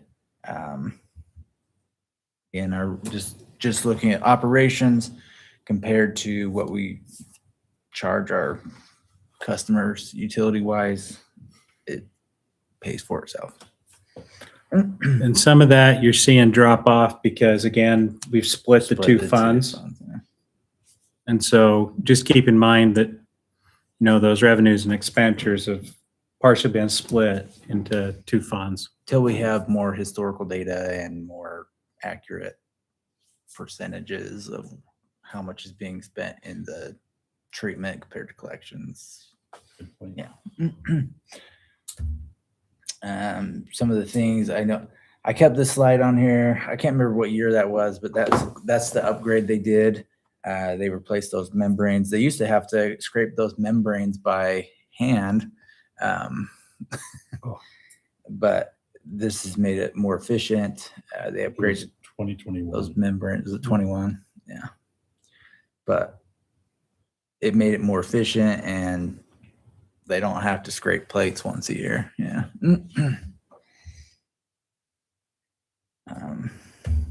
And some of the other things they did, I think this was last year. They added these new compactors. They increased the drying bed capacity down there. They got these lakeside screens.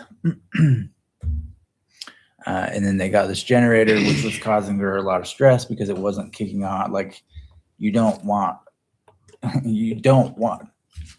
power. In case of power outage, you want power at your wastewater treatment facility. Stuff still running into the plant. So Toilet's still flush. toilet's still fresh even without power. So anyways, this has been awesome. I'm sure she tests it and stuff, but yeah, it switches over automatically. Power goes out. The electric utility fund. Again, these are just, this one's hard because the power department is much larger budget than most of those other budgets. So even though the gap looks similar to the other ones, it's actually a very large spread of what we charge our customers compared to our operational costs. And we also have pretty significant amount of capital expenditures. I just, noted that at the bottom of the slide, we've got over 5 million. Which we're investing back into our system. And we talked about those. Thanks for adding that. I think that's really important to recognize. Some of the cities we work with, they think, oh, we've got these huge reserves, but it doesn't take much of something to go wrong to where those reserves get eaten up really quick. Or like I think it was 2023, when there was one or 2 months, just a short period of time when power costs were just skyrocketing. And you'll start looking, if that had happened another month or two, it would have bankrupted all of our reserves. And Yeah, I think there were about 3 months where it was like triple, double 1 month, like double or triple for about 3 months, right? Our power costs. Yep. And then we were buying a lot of inventory for that line down there, right? It was dicey there for a minute, but now we're back up to 7 million in reserves. But right, it's important that you plan for a rainy day, right? In some of those departments. So so we're continuing to expand our West Point Dairy line upgrades and that substation down there at West Point Dairy. Some things that were completed. This is that sound wall that you can see behind the building. Does that sound all? And yeah, I think it's helped, right, Larry? Sound wall. Yeah. Today was actually the first day. First day you ran it for a while. Installed, so. It should help, yeah. I don't know if we got any calls today. Maybe it helped. I don't know if you're running it today. But anyways, okay. And this was that again. That high on the adjustments. This was the pin stock in that. When was that? When was that built up there? Was it 1930? It was the early. What am we looking at? Well, so this is where the water comes down the mountain and across the highway into the hydro plant up the canyon. I don't remember. I think the penstock Lining was all getting worn out inside, so they had to go in and reline it. They welded the plates on the inside of the pipe. Oh, This picture doesn't really do it justice because it's like smoke of about 5 degrees going up the hill. And that's Braxton. Yeah, I don't know how he's Inspecting the keeping. wells. I don't know how he's keeping himself I don't know, I out there either. Because right, it's a Oh, pretty we couldn't good. tell that was a I had person. hard time keeping up with him, but But we had to go in and inspect all the wells that when they put that new line. So, but yeah, you don't know what you get in. That has water in it most of the year. I mean, I don't. Yeah. That's the one that's coming off the hillside? Yeah. Okay. Are you climbing up that pipe? Is that what we're looking at? Yeah. That's going up? Yeah. Wow. Yeah, it's about I don't know, 30 to 40% slope going up. Did you go all the way to the top? No, just, because we went up about 30 feet up the hill. Inside the pipe? Wow. They relined it across the road and then up the hill a ways. They had to reline it. We had leaks, a lot of corrosion, rust, and so we were getting leaks quite frequently. It kind of turned into but we need to hurry and get this fixed. So they relined it. They had these sheets of metal. They had to go in and the welders had to go in and weld each one individually and reline it. So, it's just normal. Wow. So basically underneath the road, all of the years of putting salt and de-icing materials and things down, that leaches down through the pavements and was eating away at the penstock pipe underneath the road. And so that's why that was, and then it just migrates out, rust will literally kind of grow. But that's why it was so bad underneath the road, is just the different environment.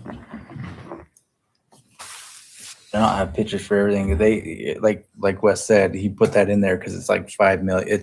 They're doing a lot of stuff. Some of the other things is they're looking at the 4400 South line, the third South underground stuff.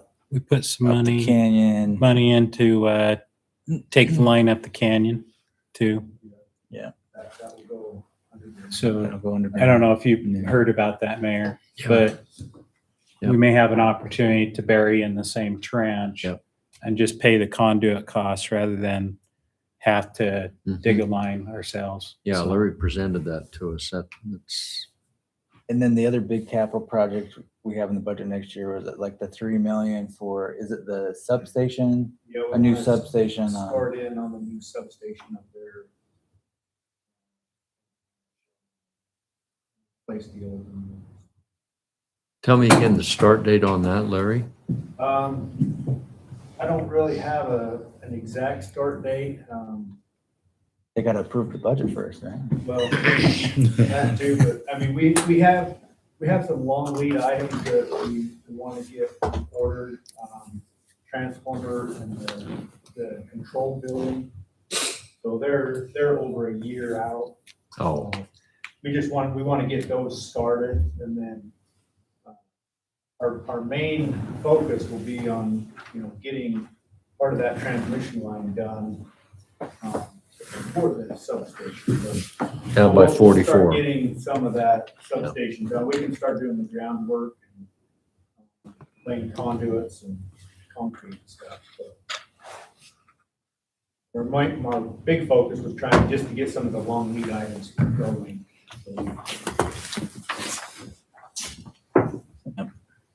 So they've got, power department's got a lot of projects, but I think they're essential for our reliable power, right?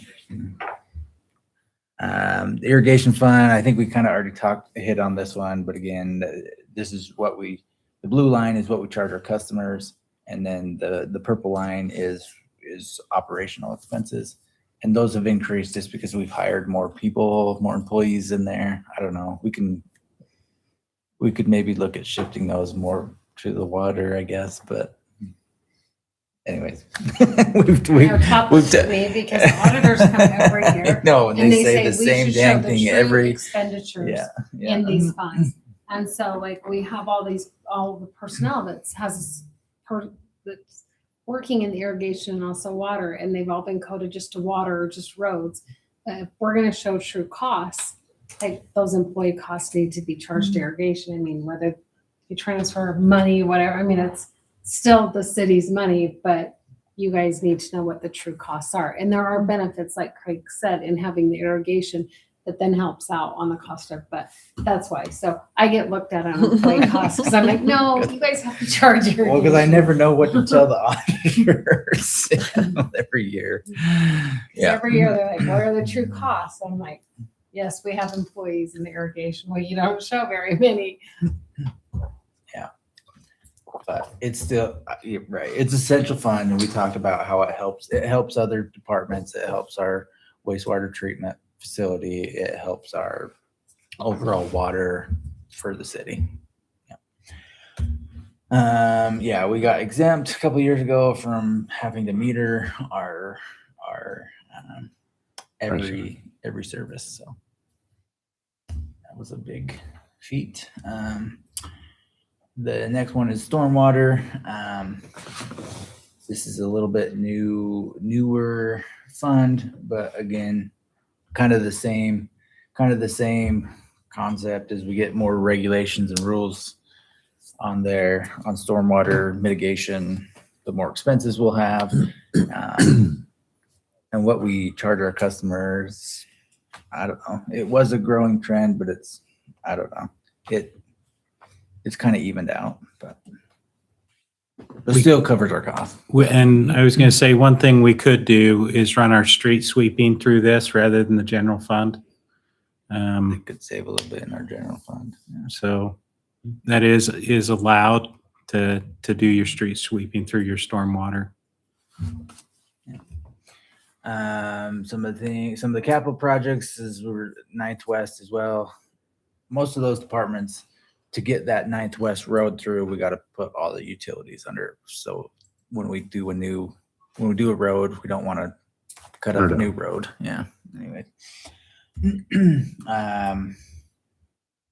the sewer collections, there's like a slide, I think, but anyways, they currently have 6 lift stations throughout the city that help pump sewage down to the treatment plant, and most of those get charged a pumping. Those that are on those get charged additional fees for pumping charges. Future capital needs. We're always looking at beautifications of highway entrances, beautifying our city. The expansion of the cemetery. Cade made fun of me because I don't know how old this picture is, but those 2 houses aren't there anymore. There's a couple buildings there.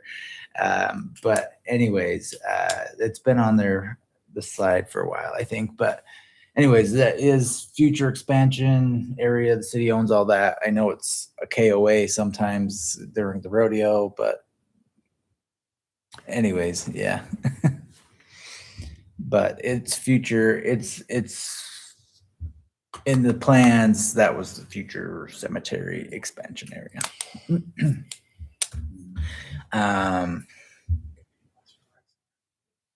Good place for a rec center. Okay. This 46 kV loop line, 300 south. Yeah. Anyways, Larry could probably tell you more about this, but like future plans to loop the whole city, right? Or with a 46 kV line, transmission line would be awesome, right? Yeah. And yeah, we could look at going down 300 south, right? Or somewhere farther south to loop the whole city. The Oberry Canal diversion, I don't know, we put that one there every year. That we could possibly do a meter or whatever there. Yeah. And then the So cash. Can I just add back to Oh, that? yeah. Back to that picture. The irrigation canals are not part of Hiram City, but Todd mentioned the meter. One possibility of having a meter there is that there's a strong correlation or benefit for Hiram City to be able to document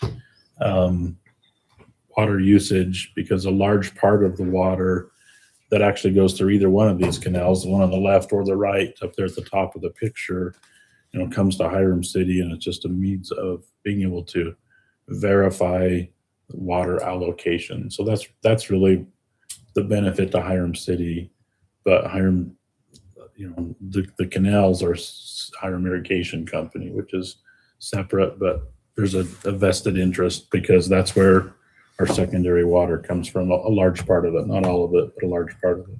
Porcupine and the Little Bear both, right? Or just the Little Yeah, Bear? Hiram Irrigation water doesn't come from Porcupine. Hiram City has irrigation shares in Porcupine.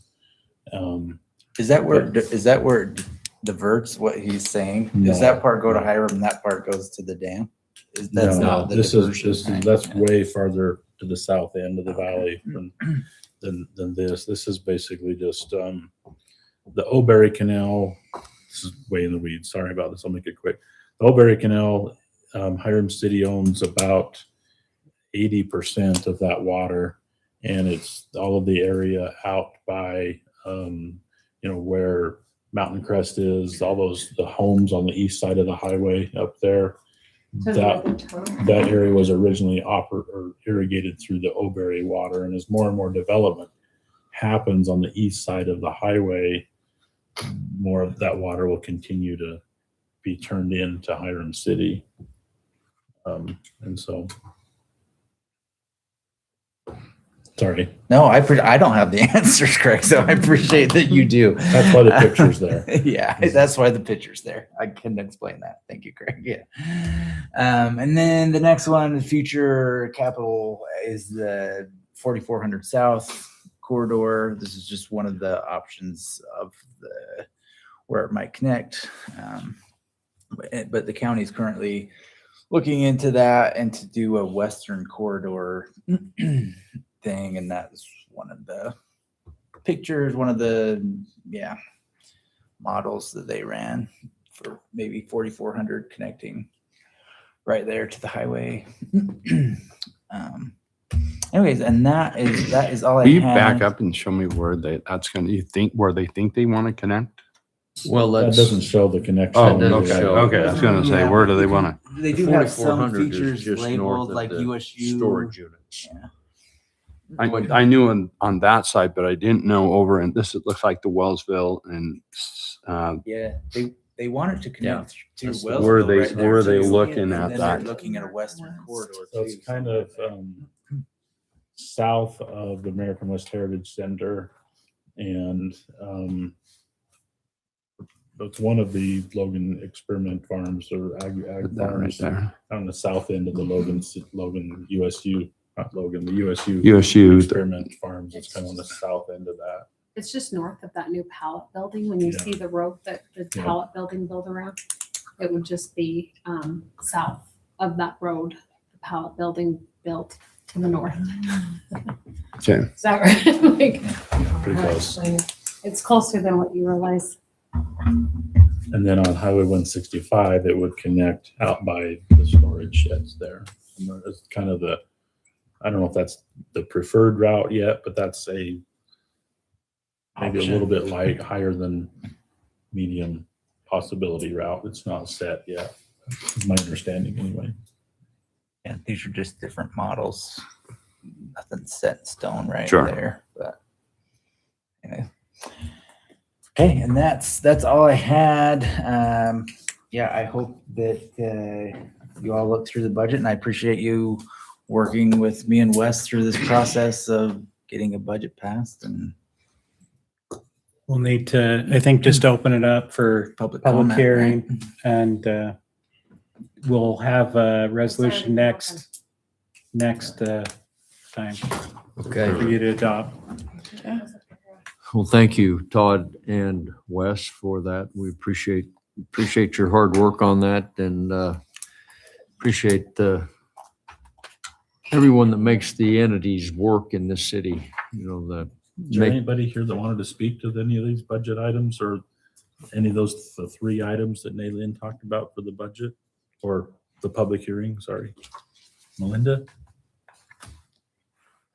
You don't have to. We're okay to. There's a lot to be accomplished. A lot of eyes are obviously looking at it, so, but the public is also watching also. From home, but we're glad you're here, Melinda. Yeah. We do have one more item, the salaries. I don't know, Dan, if you want to take a minute. I'm just gonna, I was wondering. I if we just could want to, present like, on there's that. 9 items left on the agenda. Somebody took 2 hours instead of 20 minutes. I So told the we mayor to have, tell me to- every item has to be less than 10 minutes to get through it. Yeah, I asked Todd not to rush through it. I think it's important that we go line by line. So thank you, Todd. Dan, do you want to take C? Do we want to pull that up? Do you want to? Those. The wage Here, scale. I'll just take you off and I'll pull it up, set it up. There we go. I was just teasing you, Todd. You asked me earlier today. You do what the mayor says. He's the I boss. did what the mayor told me to do. Yeah. Sorry. Let's just go there. Okay. Well, that is not. Can I see big enough to really see anything?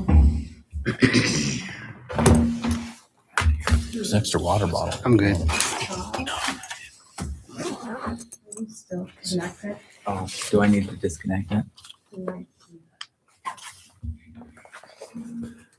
Oh, there it comes up. There it is. Thank you.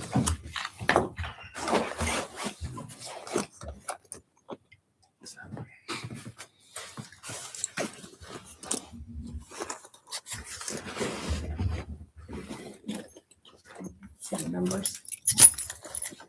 They're not too bad.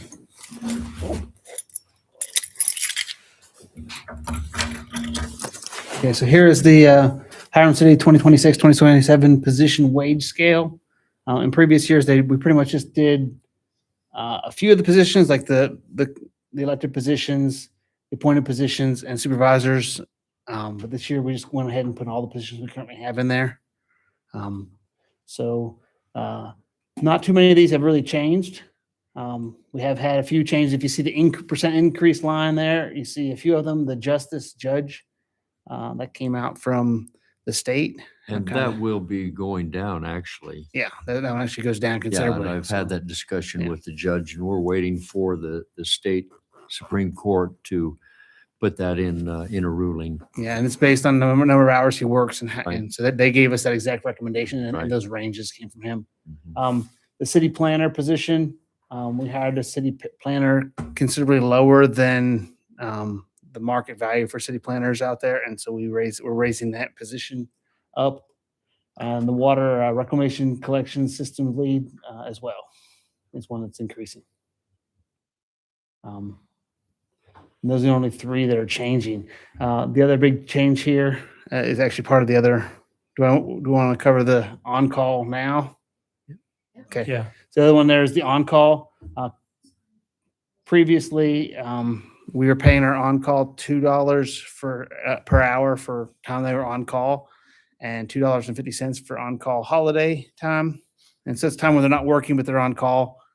And that is considerably lower than all other areas, all other cities, or even other businesses in the area that have similar responsibilities to what Hiram has. So, so Logan, Brigham City, and anything down along the Wasatch Front that has sewer plant, has full water system, has a power system as well.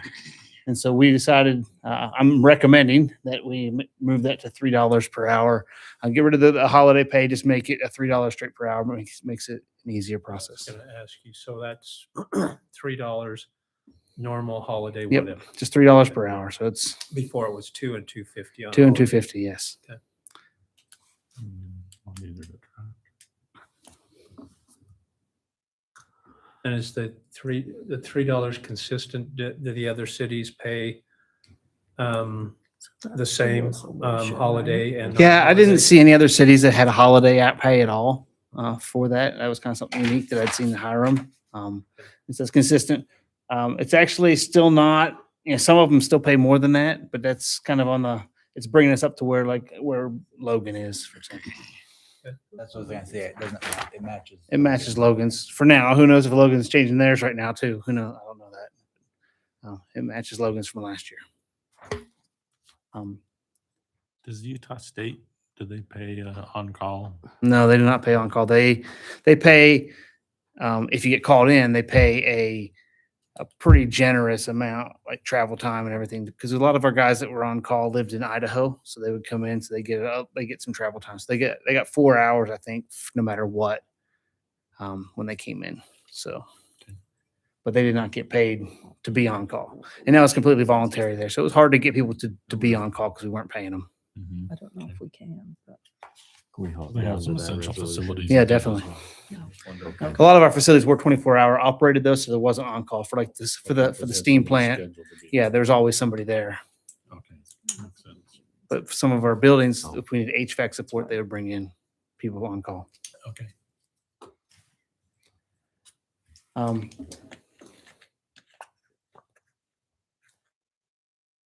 And a lot of the rest of this is staying the same. The salary enhancement is changing slightly because the ERS is charging us more now, so that's changing slightly. Everything else is staying pretty much the same for ranges. And of course, also on here, the other big changes are the fire department. So that you see the fire chief, assistant chief are all on there.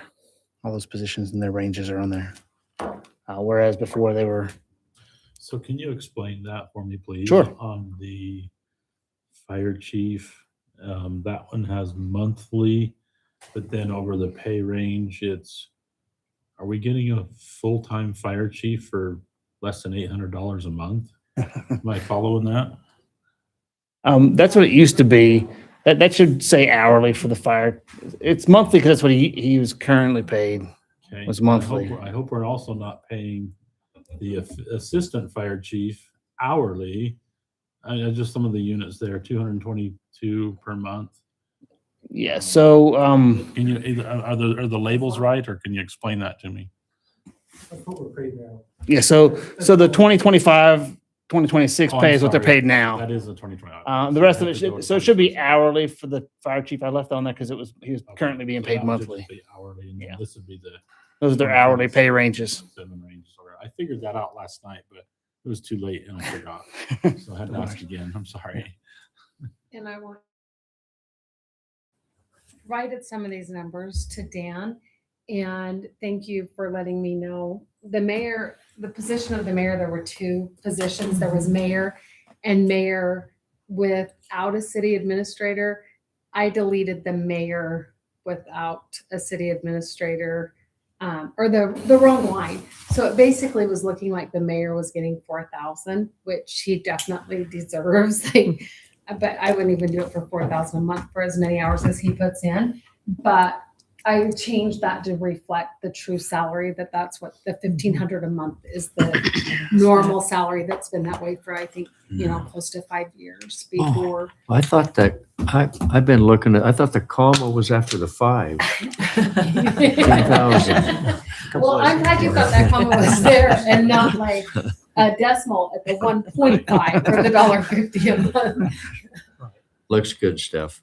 So I want to make that correction and have it be on YouTube and everything, so that if anybody's seen that salary beforehand, that they know that it has been adjusted and corrected. You're not asking for 4,000. Even though you There deserve was it. 3 months that there was no city administrator. So Yeah. you could pay him the other way. He won't let us. Too late now. Yeah. I'm not going to argue with the mayor. Okay, Dan, any further Any information? questions? Anything else? Thank you. Okay. Great. This is just part of Utah code and part of the budget process is those, Right. those have to be posted and talked about in a public meeting. Yeah, full transparency. Yep. Okay, I need to close the public hearing. Mayor, I make a motion to close the public hearing. Second. All in favor? Aye. Now let's move on to our scheduled city council agenda. Let's go to 10A, 10B, I'm sorry, Tim and Tanner are not here. Austin, you want to take the mic? Well, I'm not Austin. He had a family emergency, so I'm just a friend standing in for him. Okay, So I'm not exactly sure. tell us your name. My name is Jason Lynch. So I'm just kind of here shooting from the hip because I don't know what you want from me or what I need from you. I was told that we needed to somebody to stand in to answer questions or something like that. So So the question that we're answering is to request permission to rent Bandits Cove Disc Golf Course for a tournament? yeah, he was requested to have one on the 27th of June. So 3 weeks from today. Well, 3 weeks on a Saturday. A one-day event? It's a one-day event. Yep. Okay. And how many participants do you think there would be? The one he had last year, there was 40, but it can vary anywhere between 40 and possibly 90. It just really depends. The application here agreement says 20 to 40 people, number of participants. Is that not accurate? I think he based that on last year's attendance. I mean, it's kind of hard to judge because it can vary either way. Okay. So I don't know. I can talk to him, see what he thinks, or get that adjusted. But Do I they think, register ahead of time or do they register the day of? they can do both. Both. So you can have 20 pre-register and then show up that day and register 20, 30 or something. So as I've been up there and I've gone, as you know, went through and kind of explored the course, if you would. The one concern that I had was parking. Yeah, that's been an Achilles heel since Yeah. the start. And I don't know what we do about that. They park across the street and then we've got them walking across the highway, but then we have them parking up along also the edge of the highway. Is that correct? Yeah, when I was talking to Austin, he was saying that he's going to try and utilize maybe Blacksmith Fork Park and then get a donation shuttle from Infinite Discs to shuttle players down into it to alleviate the parking problem down at the course. And he'll make assignments to different players, from what I understand, that they'll be up there or the lower lot or something like that to kind of mitigate that problem. Yeah. Is that is that a specific part of the plan? Because I think, in my opinion, I think in the previous discussions we've had, this has been talked about before, and that was a requirement of being able to have these types of tournaments with that number of people there. Is that correct? Yeah. If I'm remembering that. Yeah, in fact, one of the things that we have is a limit of 10 vehicles in the CC camp. There's 5 actually campgrounds, and just because of our water usage and area, we want to limit that to 10 vehicles. I know you have to rent the campground, but we were hopefully not going to open the gate to 90 vehicles. Yeah, So- so I don't think he did that last year because he rented it last year as well, and he kept it to the Sure. the minimum or the maximum of 10, and then everybody else was in the lower lot or shuttled in last year. Sure. Do you plan on capping registration then at some point? There is a cap on registration. I don't know what he has it set at. I can find out for you. The other thing is we want to make sure you have, if you got 90 people, that's a lot, but and it's an all-day event, we want to make sure you've got plenty of porta potties, and that's something that was a requirement that you guys provide those. Yeah, I think he So- agreed to that in the Okay, contract. sure. Just, that's part of coming in. We just want to go over those few rules and make sure you guys are okay with that. Yeah, for sure.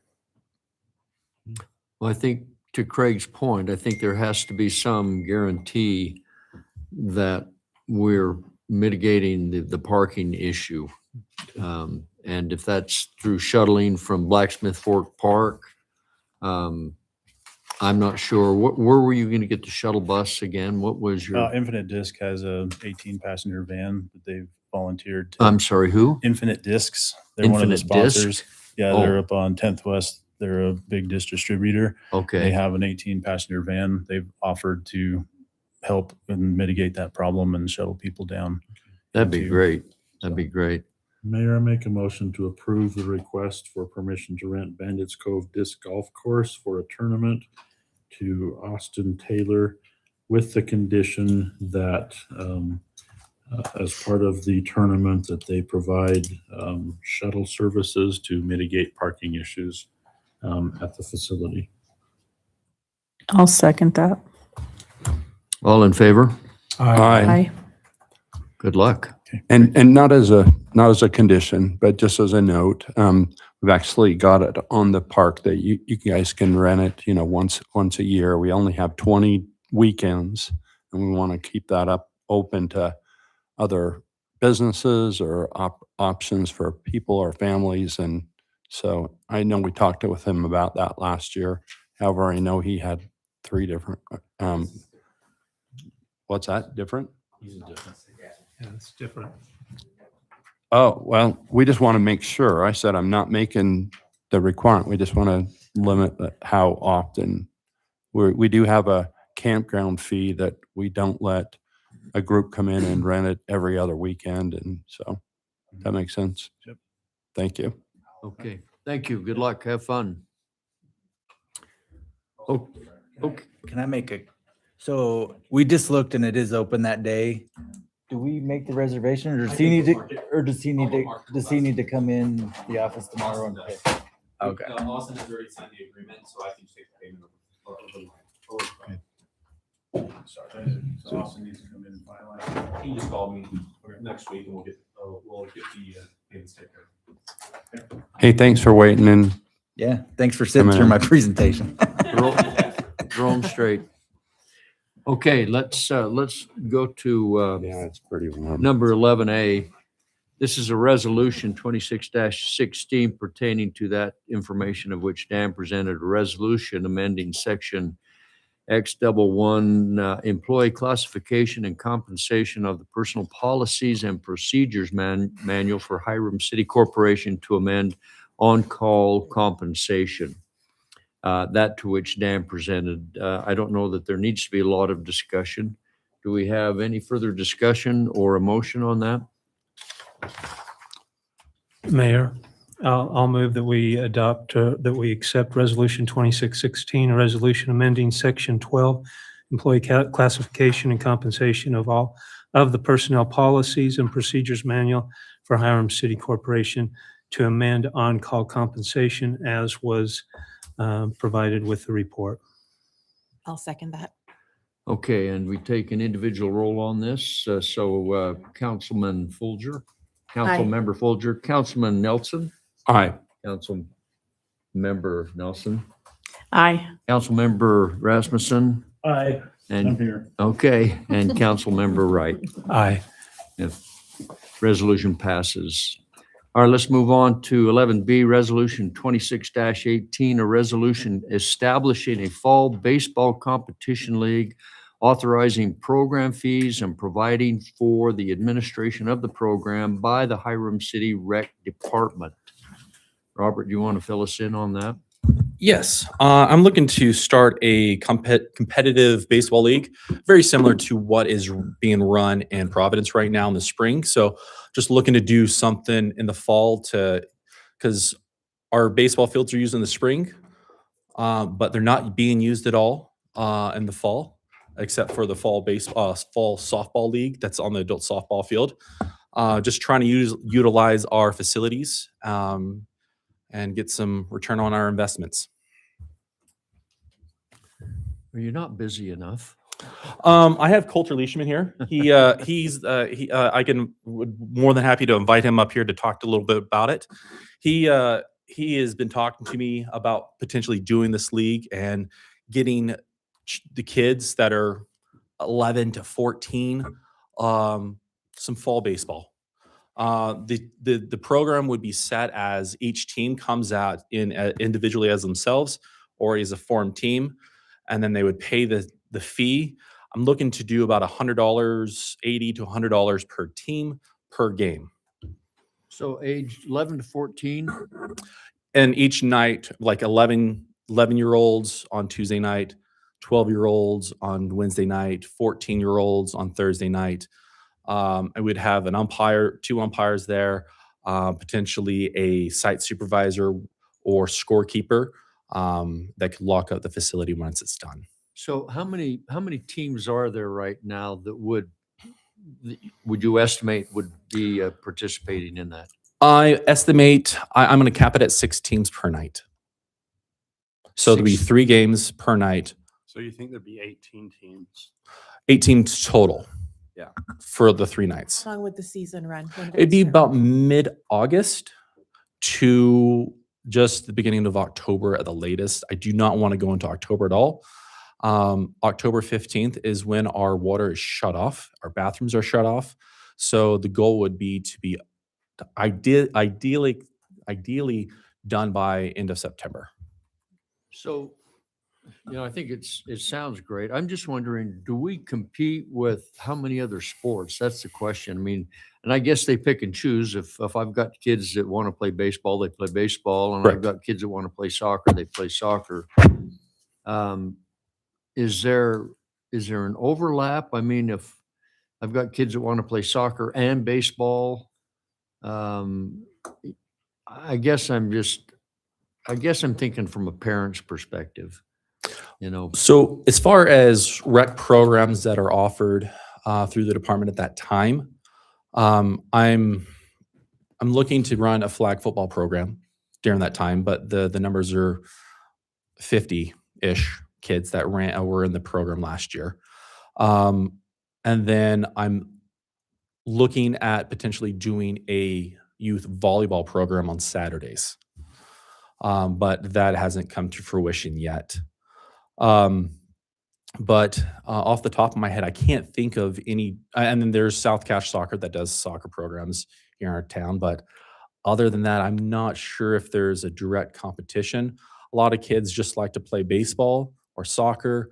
And the ones that are on competitive teams usually stick to that. does Providence have a full competitive baseball? They team do or not. they We do would not? be, Hiram City would be the only weekday competitive league that I'm aware of. In the Valley? Rocky Mountain School of Baseball does competitive games on Saturdays in the fall. Where are they at? They're based out of Providence, but they go all over the state.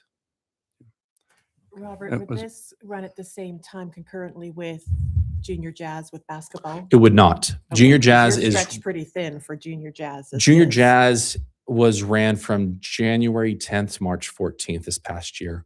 I'm looking to run it a little differently, kind of use more than one basketball court at a time, hopefully this upcoming year.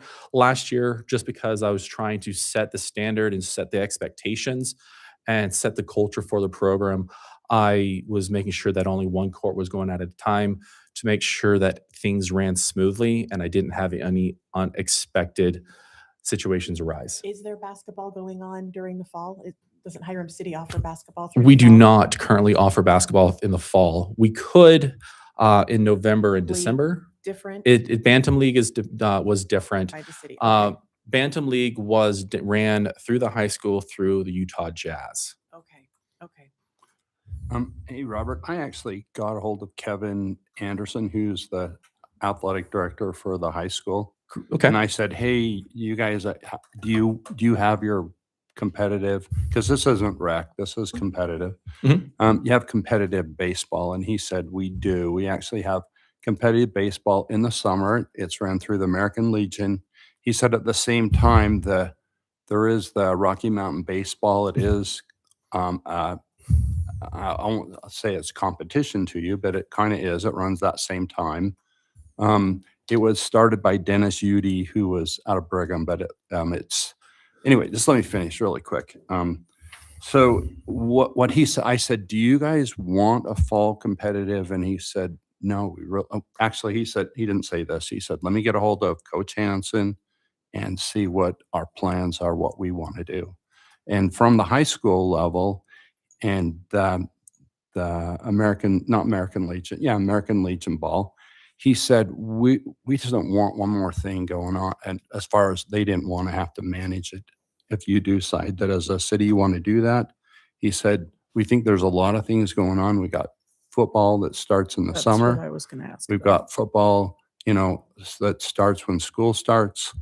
We've got golf in the fall. We've got, he named 3 different sports.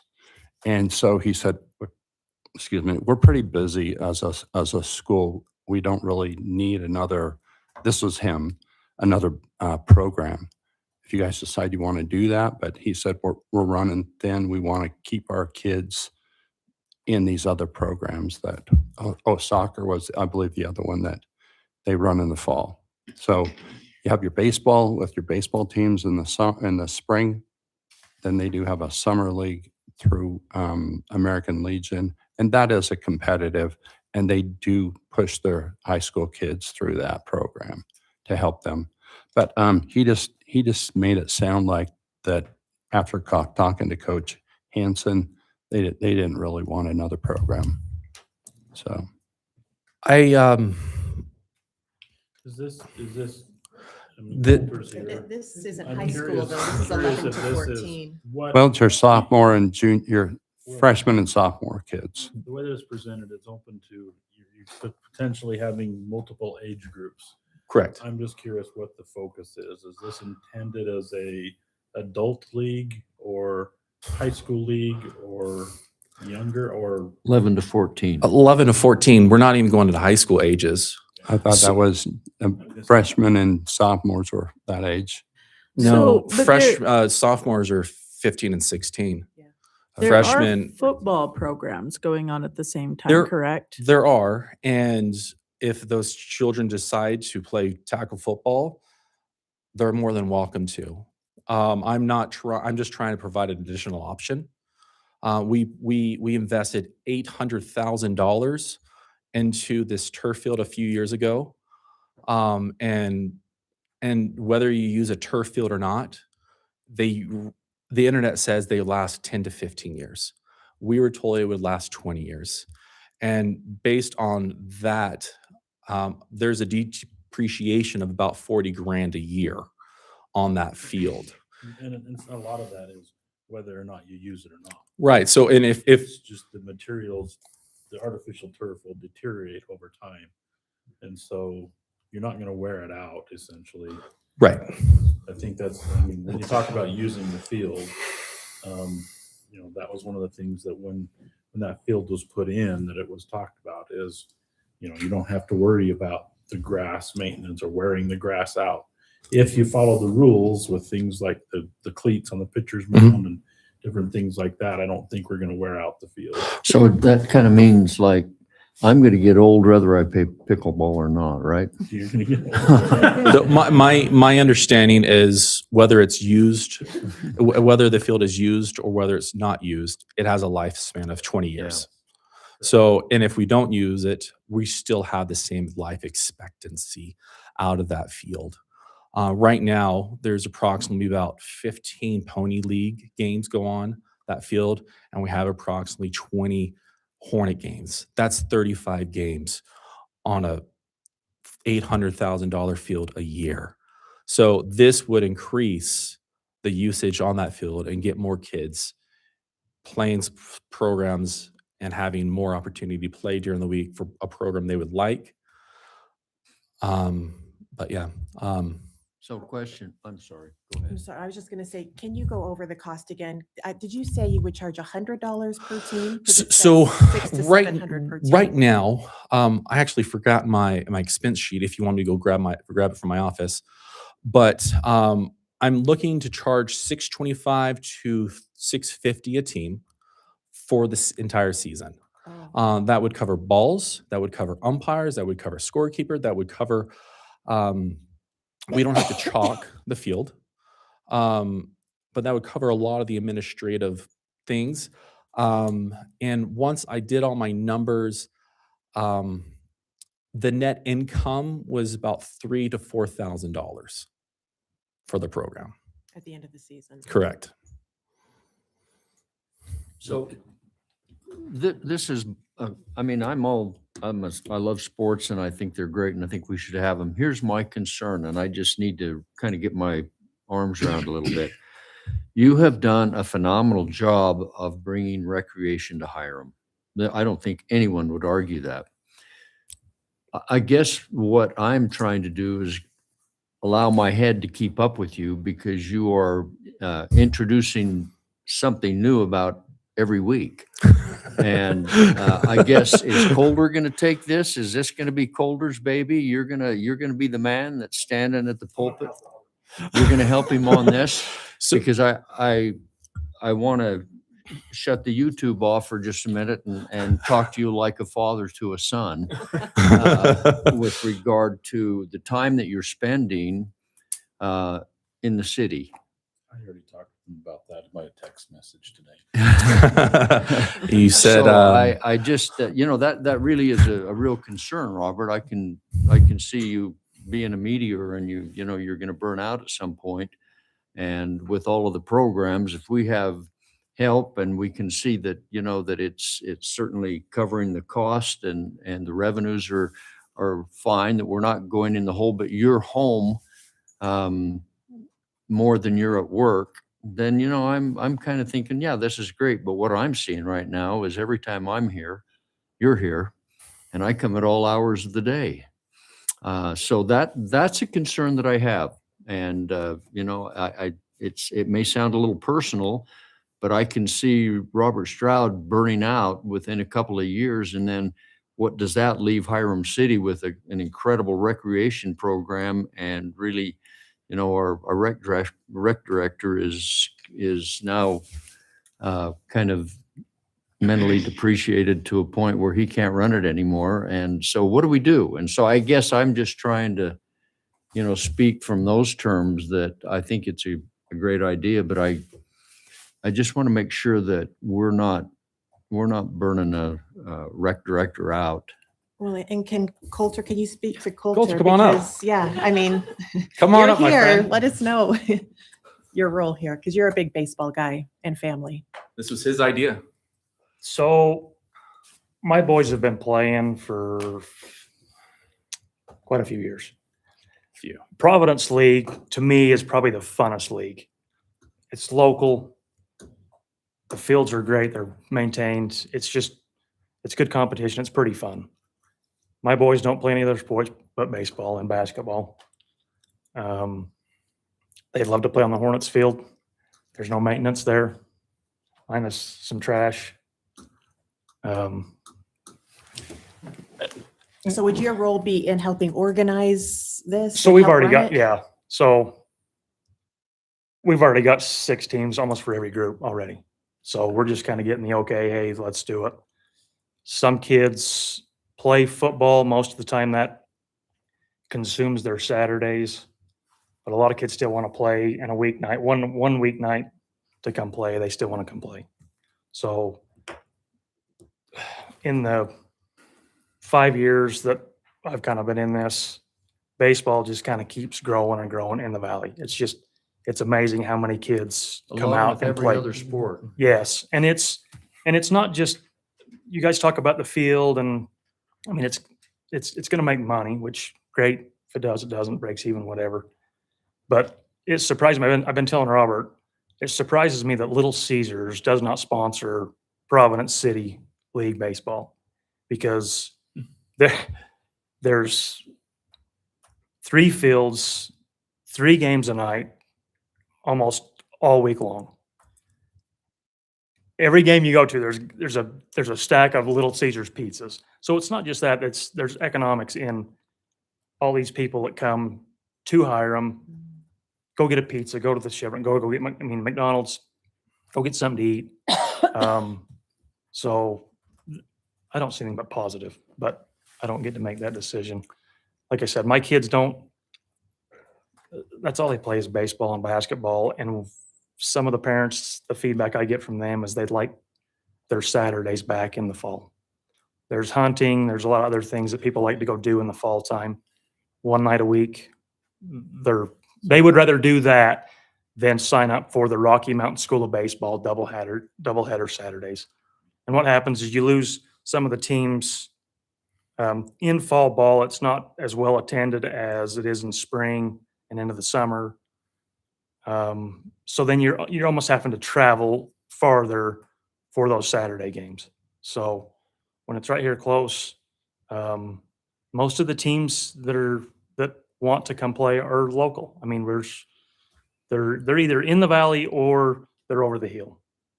So you'd be willing to take full responsibility of this league? I'm not going to take full responsibility, but I'm willing to help.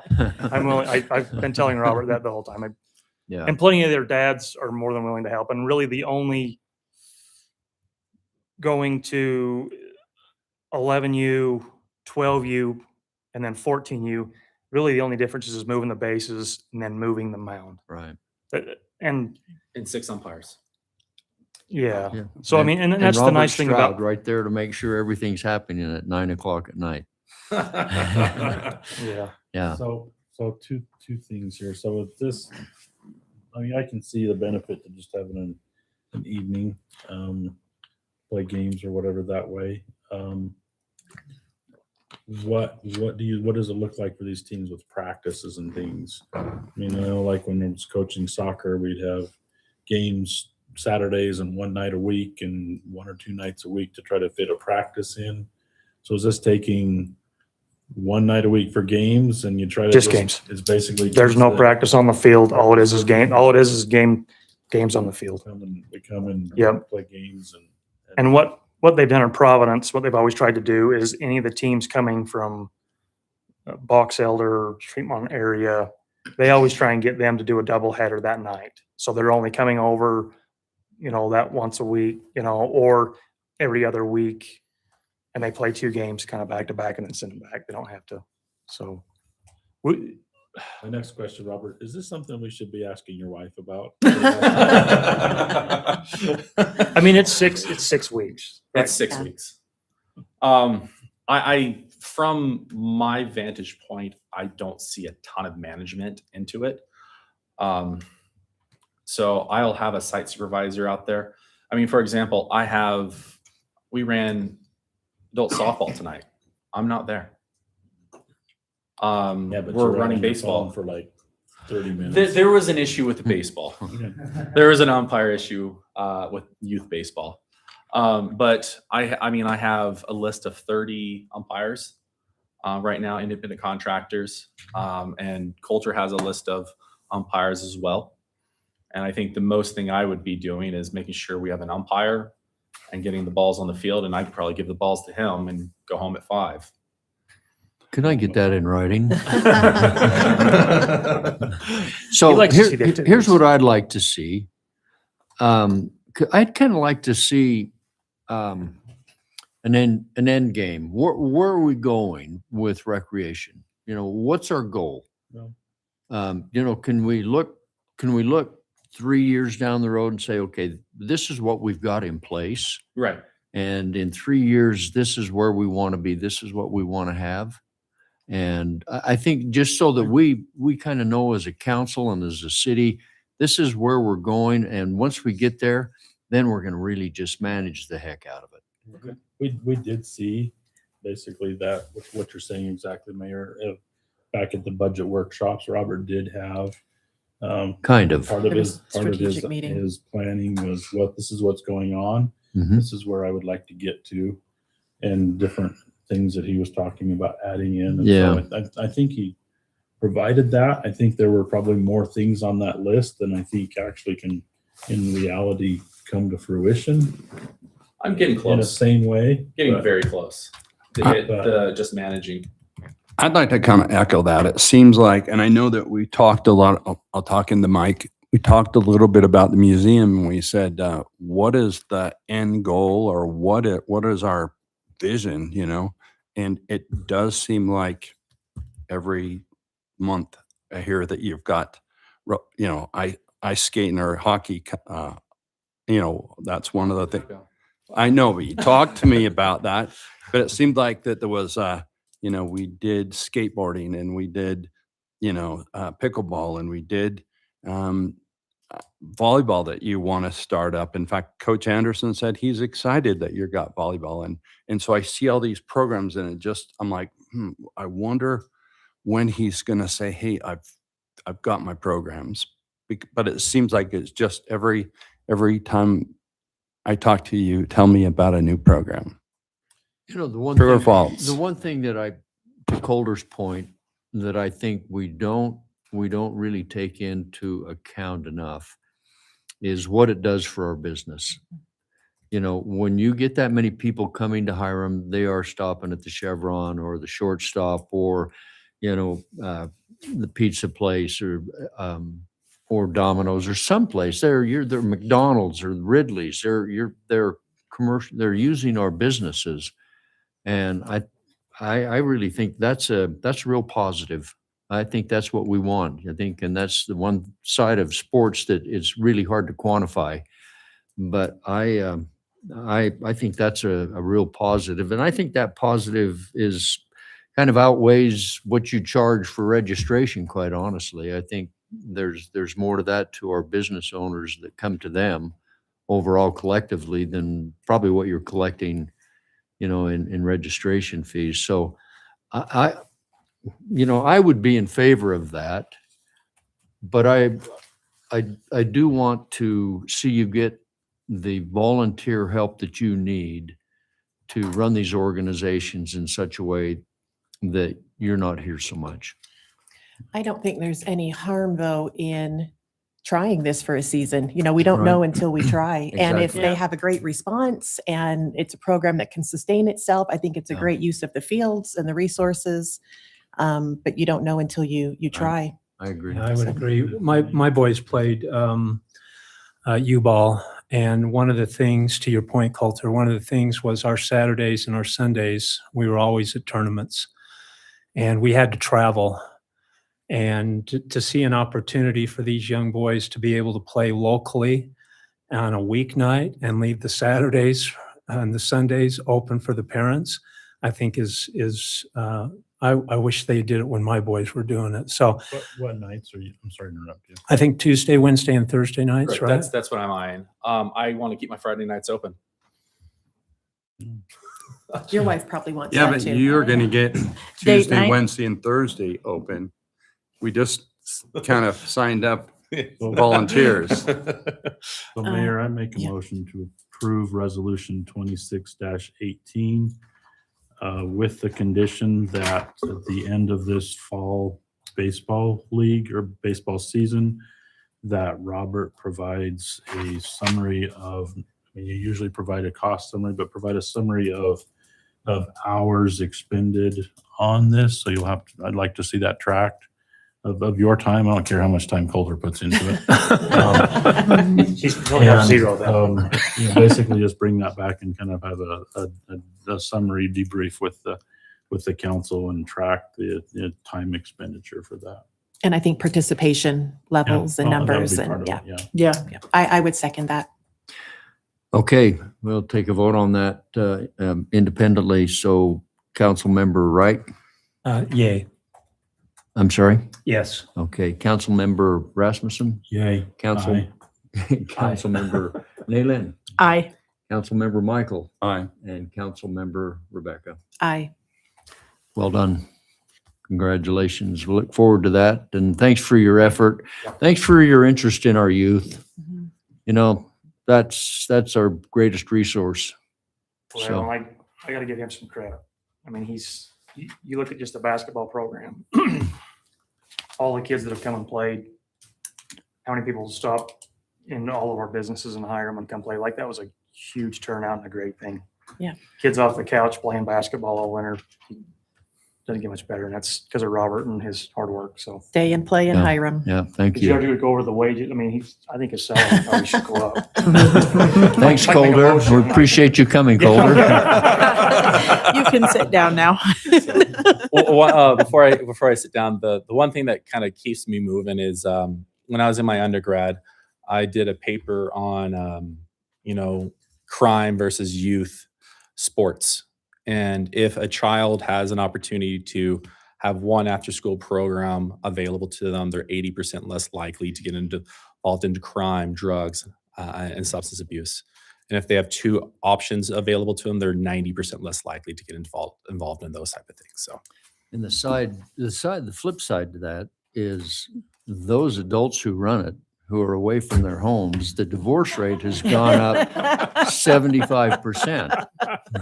So just, let's just keep that in mind. Robert? Okay. Okay. Thanks, Calder. With this league, just make sure that the rules are in place with, bringing other teams in that might not be used to playing on the turf. Oh, yes. Field that they're, The shoes. pitcher's mound, the no seeds, no gum. Certain The cleats, certain cleats for the Yeah. pitcher's mound specifically, those things. That's a $20,000 amount. And tell them not to breathe. Okay, thank you, Robert. Go home. All right, Item C, Resolution 26-19, a resolution requesting admission to the firefighters' retirement system. You want to take that, Dan?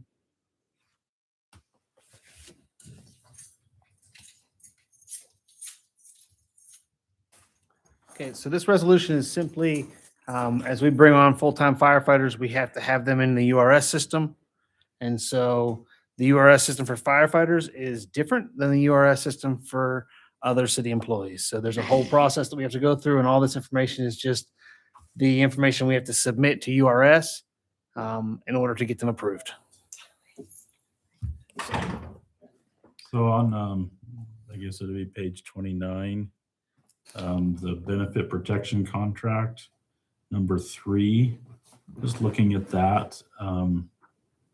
Is this just because they're emergency services personnel with a higher risk, but if someone is disabled or has a disability, assuming work-related disability, that the city will contribute to their 401k plan through basically through when they are eligible to retire? It just seems like, I mean, I just look at. Sorry, can I answer? Go ahead. So I was on the phone with URS today or yesterday discussing some of these. And so there are a couple of changes, but what this is our long-term disability program. That if somebody gets injured, not workers' comp, but they have an injury, there's a long-term disability, and after 3 months, they're eligible for the long-term disability. This is giving the firefighters the same long-term disability program that our regular city employees have. And so with that benefit protection, if you notice, there's a check mark down on, let's see. And when they do the benefit protection, it doesn't cost the city anything. If someone goes on long-term disability, we've already paid those premiums into it. Right. And so they, My they just, question they no longer. is the 401k part of those premiums, part of those benefits? 'Cause that's number 3 is, Let me read it. Okay. if they're on long-term I guess if they're Okay, on hold on. disability, I paid like- but they're getting 401k based on their salary as a full-time employee, and then it increases each year based on cost of living expense. It's So the non-elective contribution. So the non-elective is, remember on that salary enhancement, it showed 0.81. So tier 2 was created as a hybrid. It was called hybrid. You could choose hybrid or the 401k option. Hybrid was supposed to be a 401k and a pension. But the pension costs have increased so much that there's no money now going into the 401k. So it's really just a pension. But because they've also increased and went over a certain percent, the city has to contribute, or the employee has to contribute by state law. The city, there's a form, and I'll show you this here. The city can elect to pay that portion for the firefighters if they want to. Their portion, employee portion, is 5.98%. A regular city employee is 0.81. In July, it will be 1.31. Is that what it was? 1.31. That is because as a fireman, they can retire at 25 years, I think, in the tier 2. If you're in a tier 1, they can retire at 20. A regular city employee has to work 35 years. And so I spoke with Dan this morning, and we decided rather than opting into paying the employees, the firefighters portion, we're going to treat them like all the other city employees, and we're going to give them just the regular salary enhancement. If it's 0.81, if it's 1.31, it's not going to be their 5.98% that they are required by the URS or the state law to pay, but it will, again, they're not working 35 years, they're, at 25 years. So I asked the URS how many, and he said, it's 50-50. It's whatever you decide to do. So that's what it's meaning by non-elected, because they're not electing to put money into the 401k. It's mandatory. Okay. All right. And then, so if you look, So they're contributing to that, not the city. not the city, but we will give a salary enhancement of But does that continue if they go on disability? That's my question is, if someone goes on disability, that continues. Yes, because you have to, yes and no. There's a whole different formula when it's, This is why Stephanie hates us. yeah, I don't hate you. It's just, I'm like, oh my goodness. It's just a different, When you go on disability, there's an insurance that takes over and Right. pays your salary. right. But they But look not- at, Okay, but the 401. I know what So you're I'm saying. sorry for I know bringing what it you're up. saying. It's No, I know complicated. what you're saying. Will the city continue to pay that retirement benefit? I will say I can't tell you on the fire. I can ask that question. Because these papers aren't required for this resolution, but the reason why they're on here is because if we wanted to pay that 5.98%, there had to be a second resolution saying the city was opting in. And so that's why both of these are here. Decide what to It's be not going involved to in. change Okay. the, because we have to have this in. But I will ask them, a regular city employee, if you go on long-term disability and you're no longer employed at the city, they send back, like if you got hurt and you were using your long-term sick leave or vacation and you use that for 3 months, they go back and they reimburse you, the city, for the 3 months that all the retirement, for the 3 months that basically they were waiting to be qualified for long-term sick leave. I don't want to assume anything because it's different with the fire, but that is one question I can ask to see if that 401k would be required to continue to be paid in the future. So you guys know. But if it is, you can't opt out of it.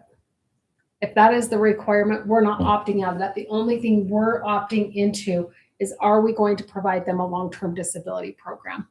And so on tier number 1, you see I have all participation or tier 1 firefighter. It will just be all participation because we've already declared our regular city employees, but it's just cleaner to say all. So we're going to take that X on tier 1 won't be there. Okay. Then let's see, down on that, further on that page where it talks about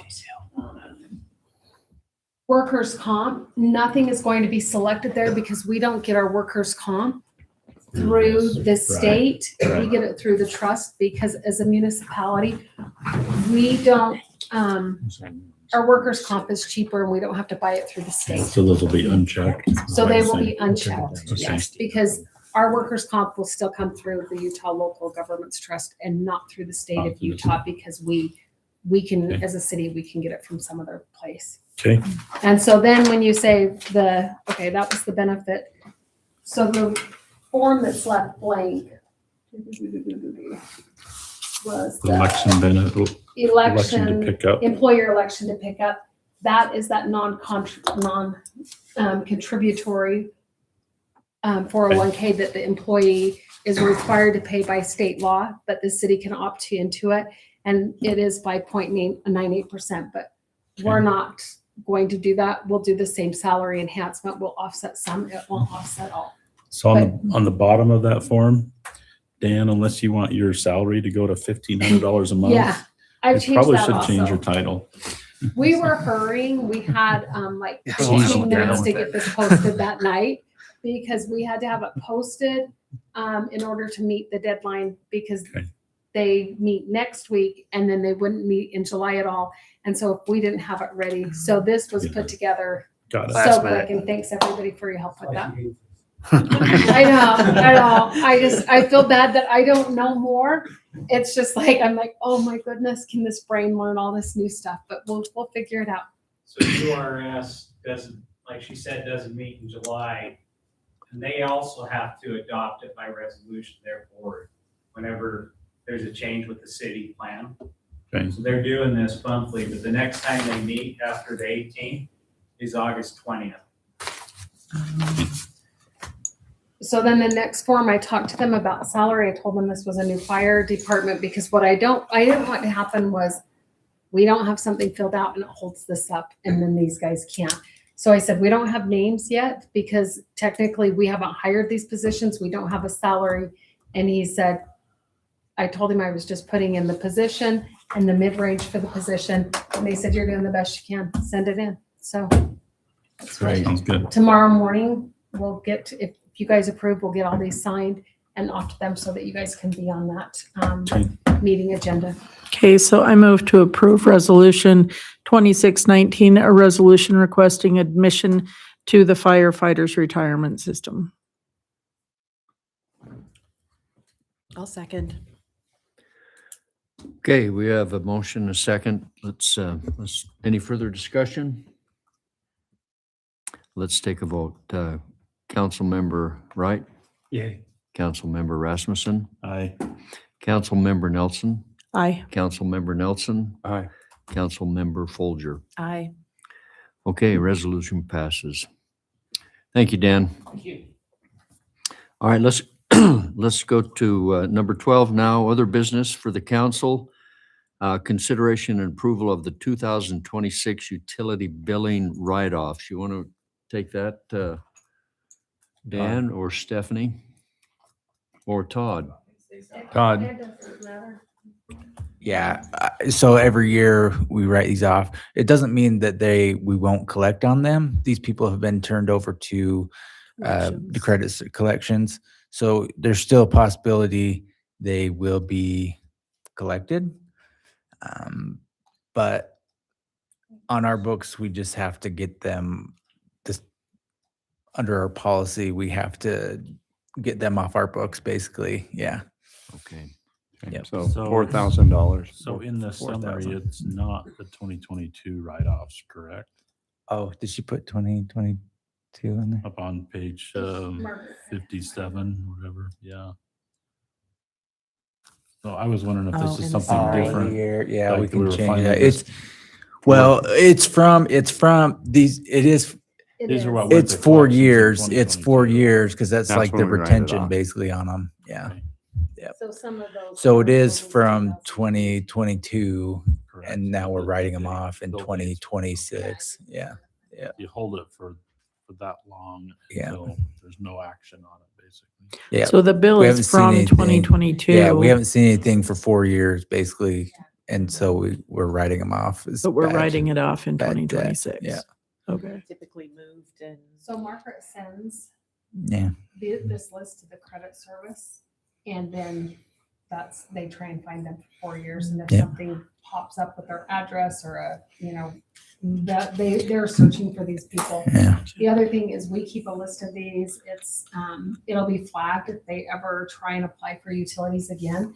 And we have been able to find a couple of people when they've moved back to Hiram and we're like, hey. You have to clear this out. Yeah. Yeah. But, the write-offs, I can say Margaret does an amazing job. She with does. Customer utility. I think it's probably half of what it used to Oh, be. Yes, and Yeah. she's just very thorough. The other thing, like our write-offs are considerably lower. 10, 15 years ago, before we had the meters that you could just turn off from your computer, they would take a list and they'd say, okay, who has the 10 biggest balances? Because all you could shut off was 10 people a day. Time-wise, for the shut off. And they just select the 10 with the highest bills and then send door hangers to the others saying, come in and pay your bills. The way that the utilities work now in the meter system, Margaret can shut them off from her computer, which now there's no more selecting. Everybody that hasn't paid their bill, I think it's a 2-month balance, is shut off and then they pay it and it's turned back on. There's no like, oh, this person only has $100. Nope, it all goes off. And it helps with collections. It's really low. She does a great job. I also love how she broke it down, whether they're renters Yes. or property owners, because I think you can see why someone renting should probably have a larger deposit than what they do compared to a homeowner, because I think it's like 80% of them Yeah, I was going are to mention that. renting. They have less Yeah. skin in the game or whatever. They have less. Yeah. Okay, thank you. Do we, I make a motion. okay? No, go ahead. No. Someone else doing it? Okay. I make a Go motion to approve the 2026 utility billing write-offs as presented. I second that. All in favor? Aye.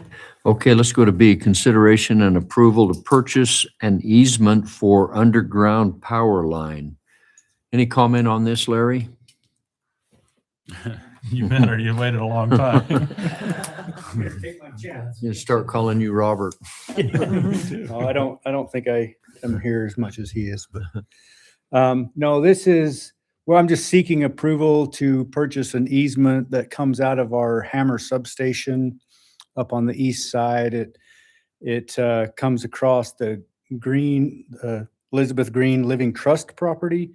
We're installing this power line. It will tie into this 300 South project we've been doing, that will upgrade that infrastructure going down 300 South and give us better reliability and capabilities. But we have been in discussions with the Green property, and Todd and I have done calculations on the purchase cost, and then we've presented it to them, and they've agreed for this amount. And so we feel it's a fair amount for what we've come up with. So, Well, I'd like to make a motion that we approve the purchase of this easement for the underground power.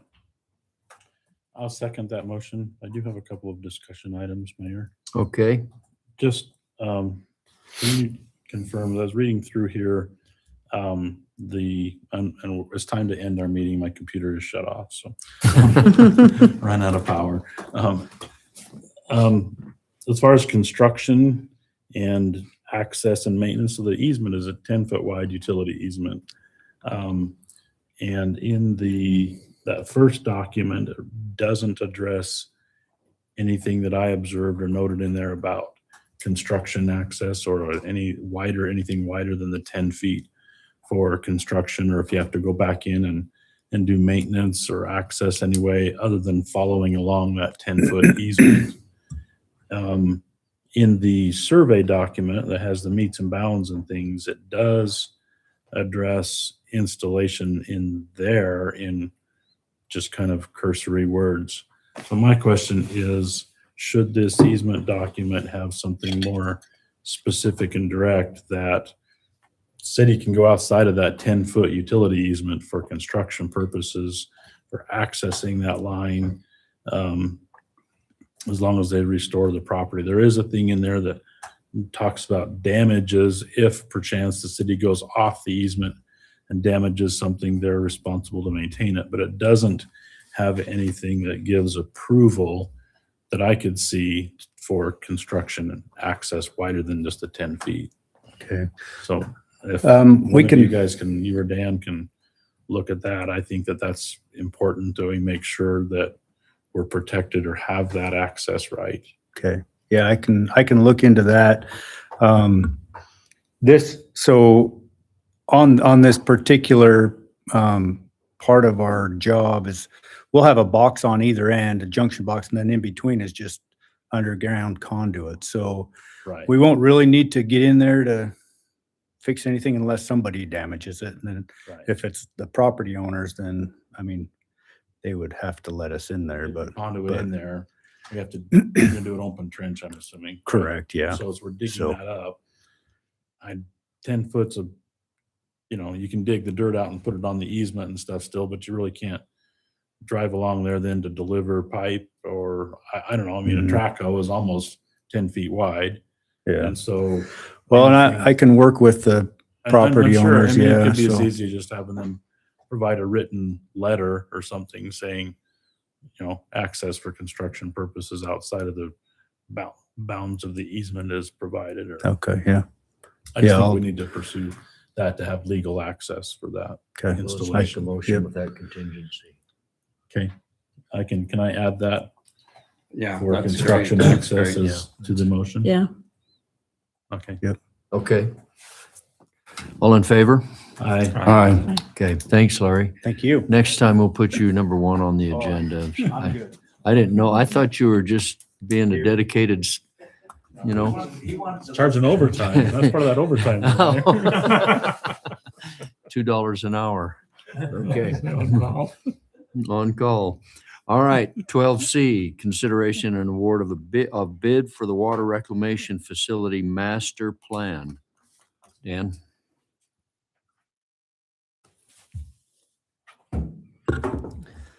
All right, we received two proposals for our water reclamation facility master plan, Sunrise and JUB. We had a committee that went through and analyzed them, and the committee's recommending JUB as the selection. We felt that they had a team with more experience, particularly with master plans and with this particular type of technology we're looking at. Also, we felt that their team had more experience, and the price for JUB was considerably cheaper, about half the price. So Actually, more than half. yeah, more than half the price, or less than half. I actually talked to Angela this afternoon She about said you that. I called said, her. I did. And I said, wow, are we getting apples to apples here? And she, we went through quite a bit, but she thought that we're getting what she wants from JUB. And so I Yeah, we're think actually that's really a- excited about the JUB Yeah. team. The people on that team are very experienced in this particular type of project. And when we actually went through each of the different line items, we had weighted.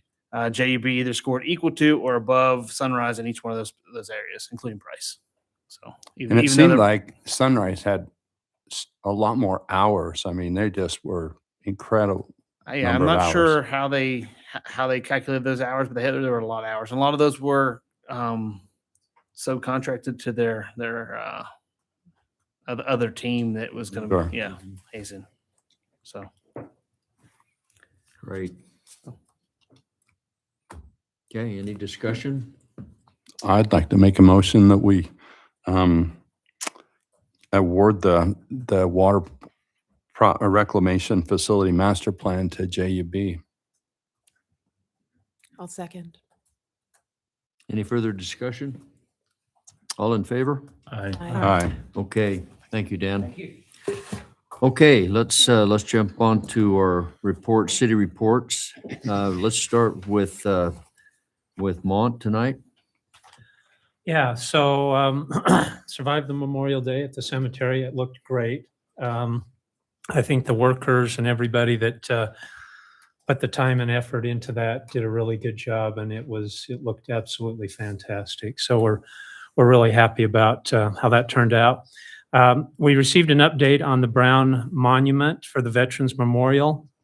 They don't anticipate completing installing the donated monument until Veterans Day. Right. And this is due to some piecing of the monument's design, the bronze finish, and the completion process is longer than expected. So we should see that Veterans Day coming up. Were you okay with the placement of that? Yeah. Yeah, no, I think that looks great. So Okay. I think that looks great. And sure, Rebecca will talk about it. We had a 4th of July celebration meeting on Tuesday, and we're excited. I think things are really coming along good. I'm mostly excited because she got 2,500 fat boys. I'm going to take 1,500 of those for myself. I love ice cream. But yeah, we've got a lot of good work. A lot of people are putting a lot of time and effort into making this celebration. Everybody's excited. They want something different. We're anticipating some good things coming about from it. So I know, Rebecca, if you want to go into more details on your report, but it should be fun. So So do we have, I guess, an idea of what float or what ride the council's going to be on? yes. Do we know that? Yeah, we've got a wagon from the American West Festival, and it's a covered wagon, but we're going to take the cover off, and we'll ride in that. So, Wonderful. Good. oh yeah, and then we've got donations for cars.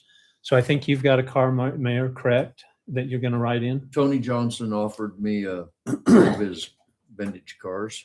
And then we have donations for cars for both the Grand Marshal and the Distinguished Citizen. So Wonderful. yeah, so we're all set there. And then I'm meeting with the officers on Thursday just to go over the details in terms of the safety and blocking the road and that. So Great. And Stephanie took the initiative and has the awards for the Yep. distinguished and the Citizen of the Year. And thank you for your help on that, all of you. And they're very nice. Yeah. Good. I think we talked about last time, Naylin, I haven't had a chance. I think we want to recognize at the Patriotic Program, the people who are donating the memorial on that night, if we could. Yes. So Yeah, to give them some recognition for And- that. and I wanted you to do that. Right. Is that- We did talk about that. Yeah. Sorry. Okay. Yep. Yeah, perfect. Does Mayor know that he's going to be making some awards for the floats before the parade? We haven't talked about that yet. I'll let you break that news. I do know. Okay, he's in the loop. Yeah, no, that's great. Okay, and do you have some kind of a banner for the side of your wagon that says Hiram City Council? That's gonna be my next question. So, yes, I just ordered the Distinguished Citizen, the Grand Marshal. We have a banner, they said, that already had, I don't know, maybe you, Michael and Craig, you'd I don't remember, remember. mayor and council or Yeah, something on yeah, it. there's mayor, there's So- two council members. and I So think is there a there's two separate members. one for mayor, if the mayor is driving? So there is a separate banner. Yeah, So, but because you're gonna be in your own car, you're not gonna be on the wagon, right? we might want to Just- look at that because I think it's a banner. I can't remember if it was just folded over like a door or if it had grommets on it. That won't work for a car type Okay. situation. I have, yeah, It wasn't in the city office, but it might be over at the Civic Center, right? Yeah. The 4th of We're gonna be on a search, and if not, we'll order it. I'm just There's trying a to find 4th of out what July it needs to closet? say. There used Okay, to- There so used to be one. but would it- then the Okay. mayor started riding with the would it council. be You're gonna be in your better own if I car. rode with the council? Maybe I could weld a trailer hitch on Tony's vintage car and pull the wagon. Or So- Tony would so- drive. I hope this doesn't, I'd like to see the mayor by himself. I'd like to recognize the mayor for the mayor and then the city council for the We're- council. We're having So- a cheering competition. All right, so I Okay. need. And I don't mean that in a bad way. I think you should be Too late. recognized as the mayor, so. Too late. Okay, I'll order the mayor. His own. Thank you, Stephanie. Mayor and Mrs. Mayor. And wife. Yes. And boss, huh? And I think if I remember right, the Grand Marshal and the Distinguished Citizens, they're normally in a car, right? So they make them for the car so they don't scratch, I think right? that There's they not, are. they're I not think the they are, grommets, yeah. they fold I over. can't remember if they're not So I'll have magnetic. yours I made don't the think, same but- way. Okay. All right. And you know, the magnetic ones didn't scratch either. Mhm. They come off very easy. I mean, they didn't leave any mark on my black truck or I wouldn't put them on. I don't know if who we've used has magnetic. I can I think ask. they're just the fabric that drape over the Oh, side. oh, it's fine. I'm not sure. Yeah, the fabric's fine. Whatever. Either way, I think that's what we have for the Grand Marshal and Distinguished Citizen right now. Okay. Okay. Good job, Mont. Anything else? No, I don't think so. I was just gonna ask Stephanie, are the names of the people gonna be on there too then for the Grand Martins? Okay, all right. Yes. Yeah, so for the Grand Marshal, they're on the banners. We've also, the yard signs came this week and the plaques came this week. So I think we're set. From what I need to do more for the Grand Marshal or Distinguished Citizen, So let me know. we're getting the bios for both of them.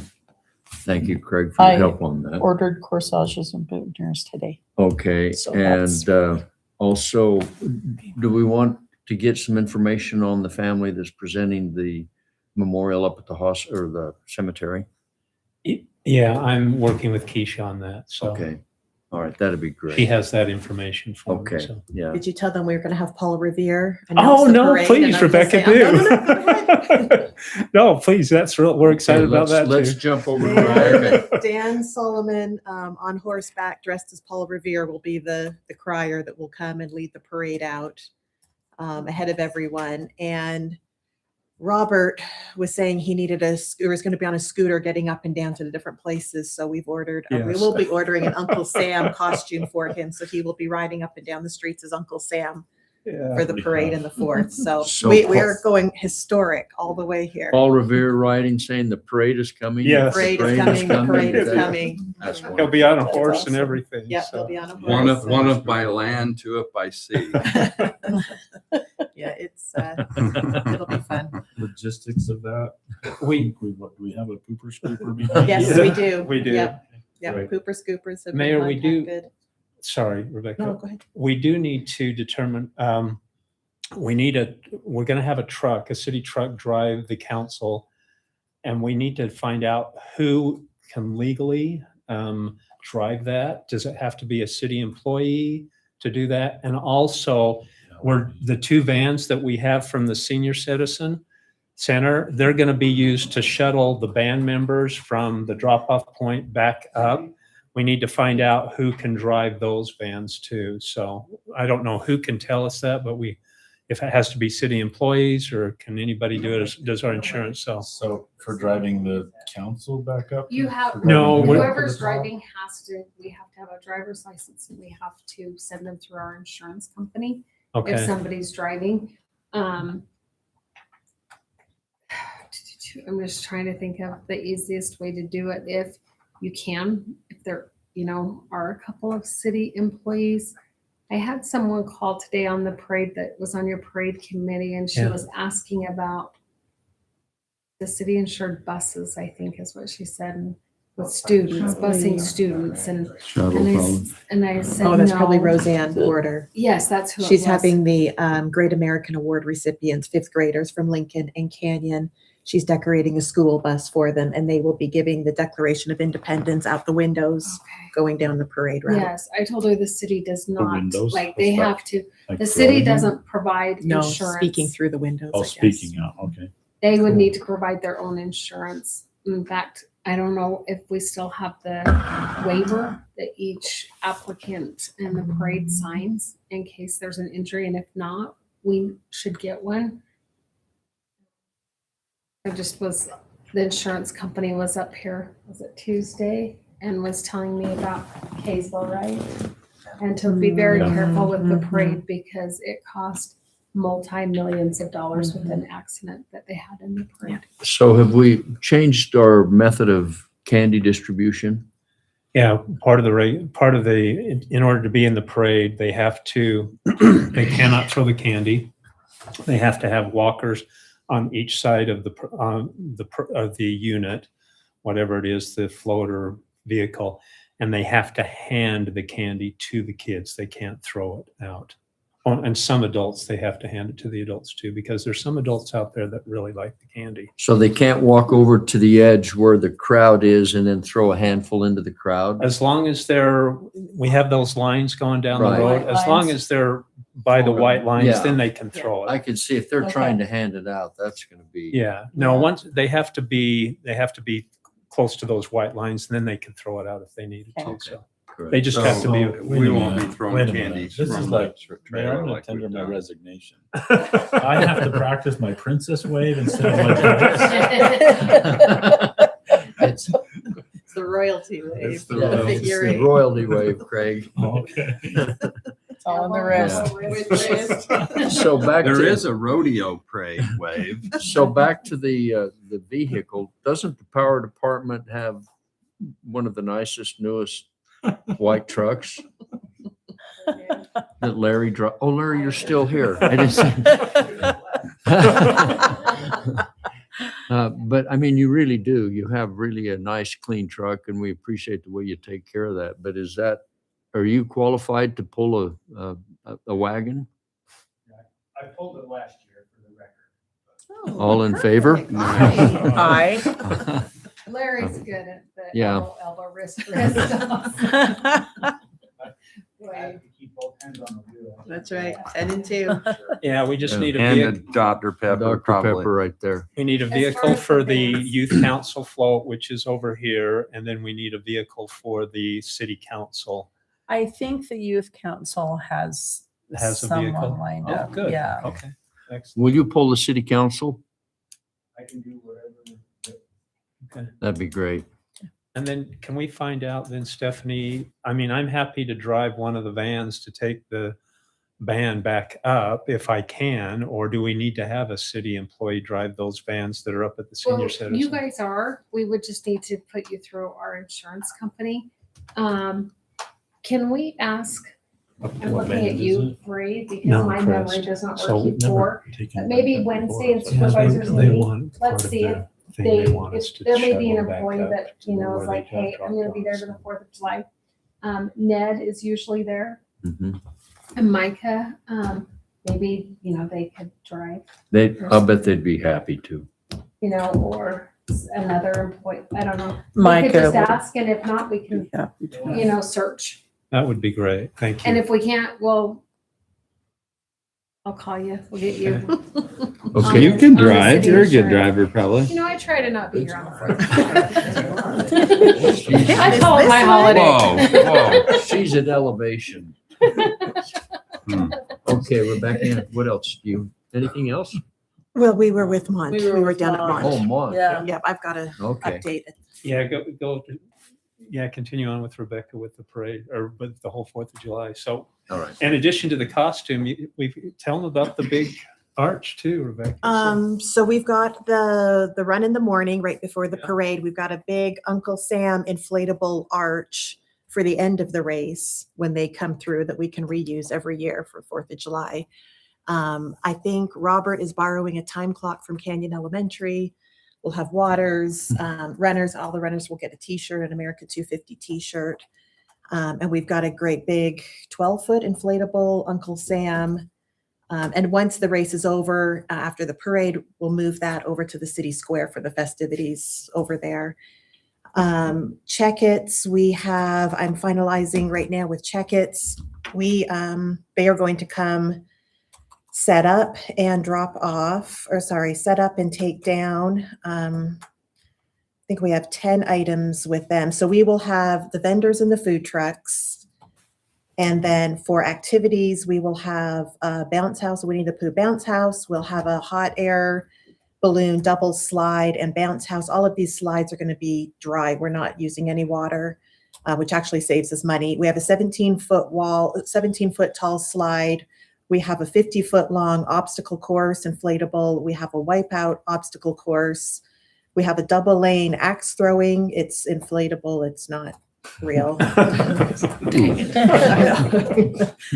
We have a big jousting inflatable. We have a light game, kind of like Simon Says. We have a gigantic Connect 4, and we have a dunk tank. So for about $3,000, Check-Its is going to come, set all of that up in the morning, and then come at 4 o'clock and take it all down. They've given us a great deal on it. We have a certificate of insurance that I just got from them today that I will forward to you. So we have the insurance through Check-Its. And I have boys from youth council that are volunteering for the dunk tank. Oh, perfect. They want to be in the dunk tank. No, they're not going to man them. We're going to That's some of the great. youth council. So we're not charging for any of the activities, but we will have some of the youth council that sign up to help man each of the activities and just direct the flow of children. Larry, while you're still here, the parade is asking for a scissor lift, I think, by the main square for the announcer for the parade. Do we have anything like that? Well, we do have a scissor lift that was donated by Blacksmith Rental up here. Oh, So they've donated it to us without any cost. okay. We just need to be able to bring it there on Friday night and then just have it power. Well, I don't think it requires the power. We need speakers. We're going to have some speakers. We just need power for the speakers so that they can Can I announce it. ask, is this on city property or UDOT's property? Because UDOT's permit, we didn't apply for a scissor lift. And I don't know if they will allow that to be in there. I don't know. Their right-of-way permits, we just received it. That's good. That's a Yeah. good question.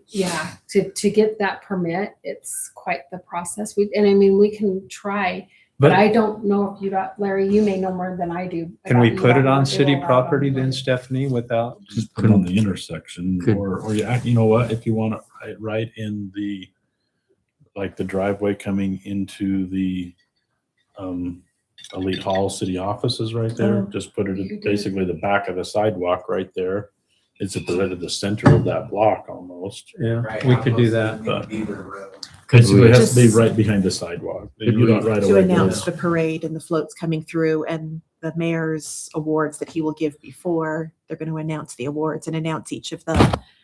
And we're going to meet tomorrow morning, right, Larry, at 9:30. We're going to go walk that for power, for Check-Its, and kind of map out the logistics of setup for all of that. I have ordered, and I got a message they were finished tonight, so I'll pick them up in the morning.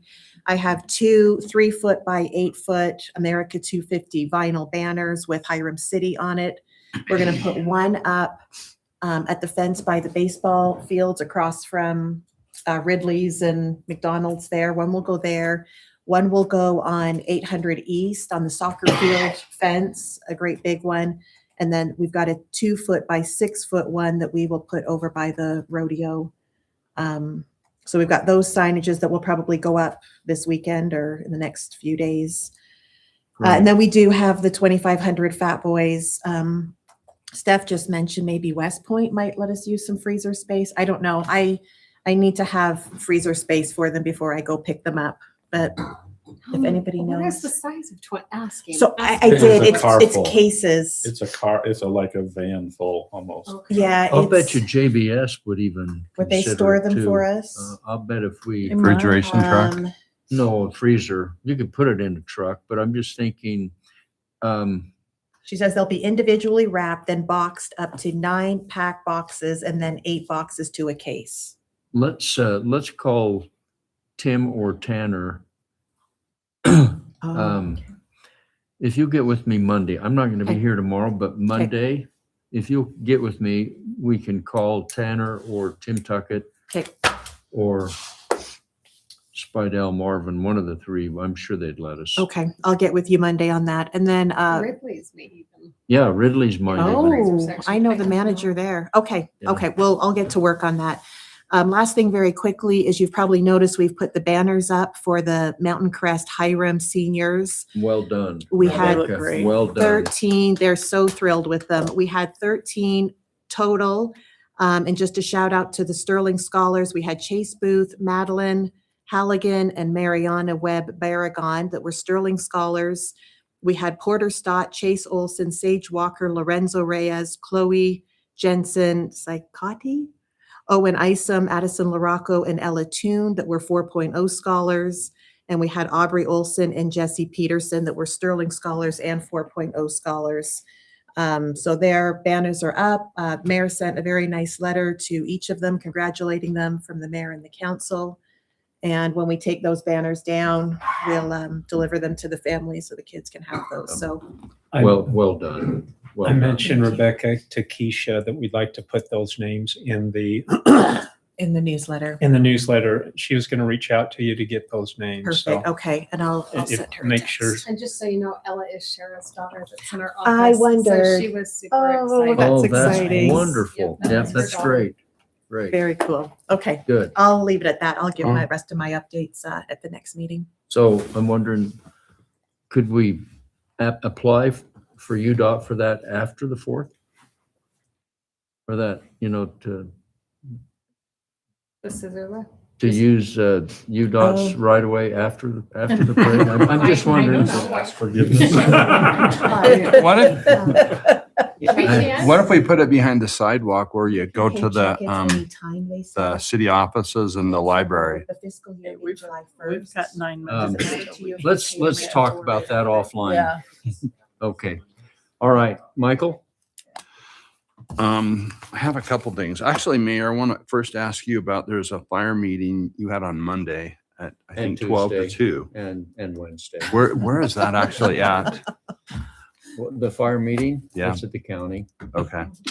If I went there, I had planned on attending, so. Yeah. There was an article in the paper today. I don't know if you read it or heard about it. Yesterday and the day before. Okay. So it looked like Providence wants to pull out, but it looked like the Oh, Danes- Come and sit down with me Okay, sometime. okay. 'Cause I'll draw you an org chart and it'll take up Perfect. my entire Perfect. wall. Okay. Yeah. I And do 2 want hours to, later, You're gonna rip it up. It'll and start change over. 2 hours later, yeah. I talked to Stephanie. She's got us a PC for the ham radio group, or excuse me, not, yes, a PC. You've got one, and Yep, I we're just gonna have that in the ham radio group. We'll put it in there. So thank you for that.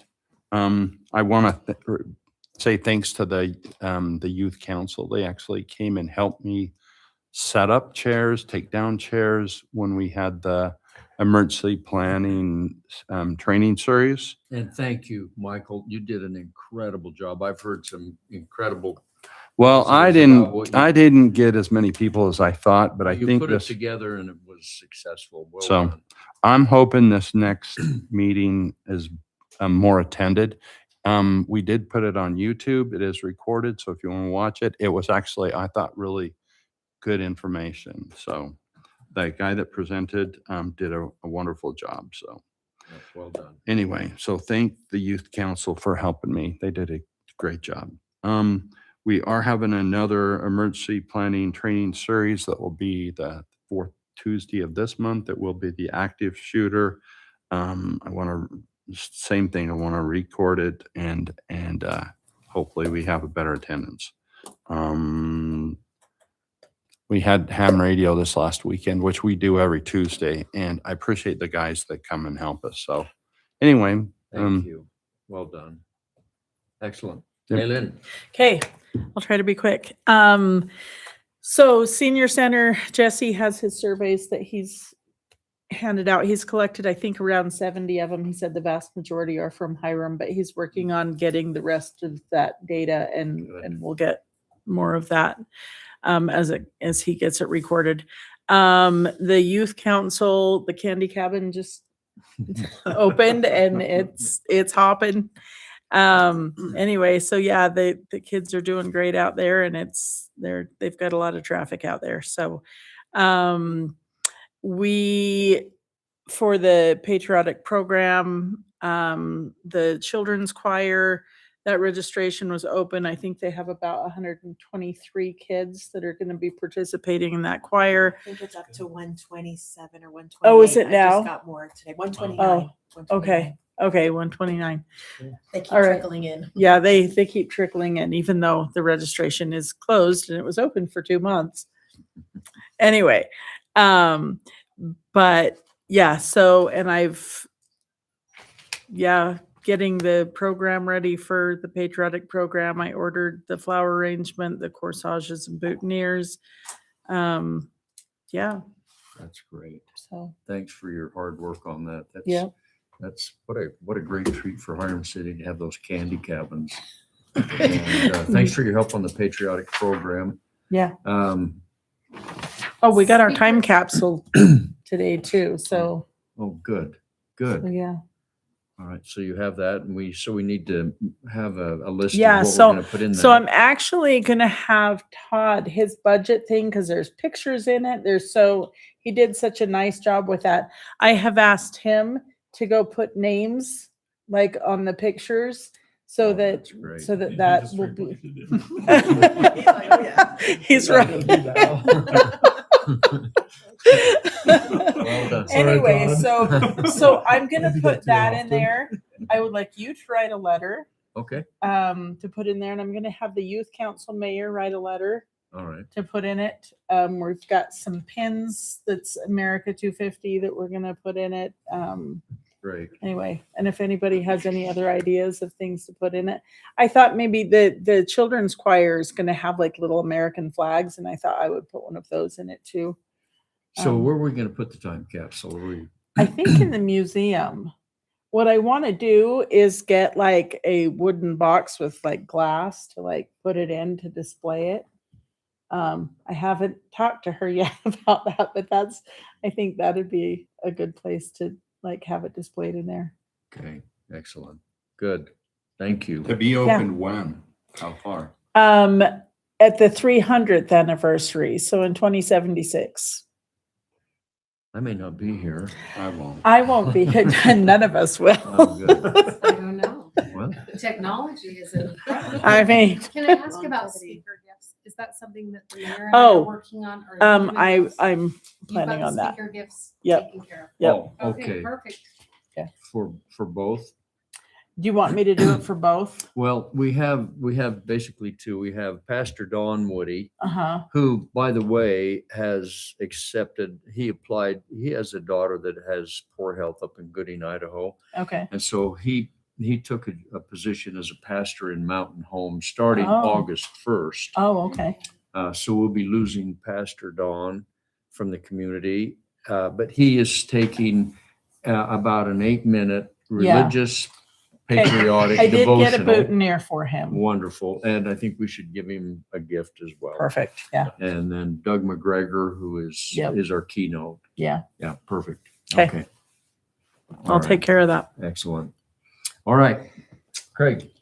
Well, you guys are making this really hard for me to maintain my position as the longest report.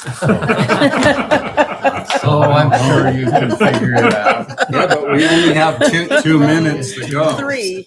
There's three. Okay. All righty.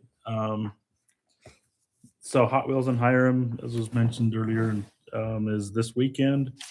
And we're excited about that. It should be a really awesome opportunity to get good food, several food wagons, different types of food provided there.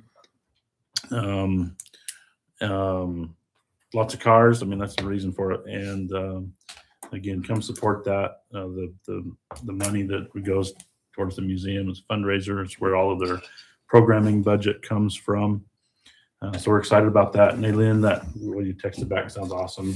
If we can get Okay. that would be great. It's Yep. That's what really they're helps planning to have on. the youth council come to help us setting things up and cleaning things up and things there. And on Independence Day, Robert's been helping with the fireworks. I think he's got that all set up. I just texted him to make sure that he didn't stay for me to ask him here. But anyway, so he'd already coordinated that. So the fireworks display should be ready to go.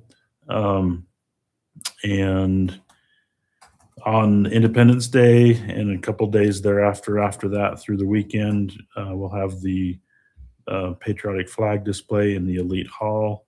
We've added several new flags for this year with American 250 and things going on with that. The other thing I had is While you're on that, I talked to Steve and he wondered if it would be okay with the city if he left his flag brackets up instead of having to take them down every year. Would we be open to that? We've been working on designing a different bracket. In the past, what we've done is we've used some bags of sand Right. or gravel, and those bags are still up there in the closet, Elite Hall, and up on the balcony, I believe. But we're looking at some options for some different brackets. Unless he's come up with something. Okay. I'm building a prototype this weekend of one that we can put in there that'll work to hold the flags a little bit better. You're on it. I don't know that it's something we wouldn't leave up. It's something we could potentially leave in there, but it would not be, I don't mean just a bracket down there. Well, I think he was talking. talking about the ones around the balcony ledge. Yeah, like all of them, like the 70-ish flags that we're going to have there. That would be hanging. I said, I'll follow up with Okay. him on that. See, I don't think it's appropriate to leave them up in there, but we can talk about that and we can see. And thanks for bringing that up. I'll follow up there. And then the other thing I had is on the city website, on all of the elected officials, with the updated council there, it has just the city's office phone number. I think that should be changed with the individual council members and mayor elected officials' phone numbers there instead of just going to the city office. The newsletter my personal has our thoughts. phone numbers. Okay, but the website Right. contact just has the office number. I'm not sure. It used to have individual numbers there, and I'm just not sure when that changed or if it was just a website update. But and I'm working with Haley on changes on the website right now, and I'll add that. I think that's a good Yeah. suggestion. I do too. Yeah. I agree. and that's all I have. Is it Perfect. 10 o'clock yet? Oh, 10:01. 10:01. You went over. So mine take 30 seconds. We've got About all these fire meetings. We've got lots of fire meetings going. I mean, don't we, Dan? Yes, we do. And appreciate Dan and Wes and our fire, Tony and Luke are incredible at those meetings. So I'm not going to go into depth on that. It's still a long way from settled. I will tell you that I proposed this week that in July, we hold a business appreciation lunch for the businesses in Hiram, that we send out an invitation to the business owners and maybe their guests to come to the city, and we'll have a place where we prepared a nice lunch for them, where they come and we just express our appreciation for them doing business in Hiram and just show our appreciation in the form of a nice meal. So we're in the process of that, and we'd hope that all of you will give you the date. Well, we do have the date. Steph, what was it? July 14th. July 14th. Yeah, a Tuesday. That's a Tuesday at noon. And we're probably going to be at the Civic Center just based on our discussion this morning. Well, for us, yes. Oh. We got it reserved. All right. Yeah. Okay, that'd be great. And so other than that, the only thing that I would request, and I'll make that request maybe offline a little bit, but that's all I have. We have a lot going on, but as far as reporting right now, I'll just end it there. So thank you. Thank you all for what you're doing. I really appreciate it. And I know our residents do as well. So thank you. Make a motion to adjourn. So be it. Now that we're, I was gonna do an irrigation report, but I'll hold that till next time. Okay.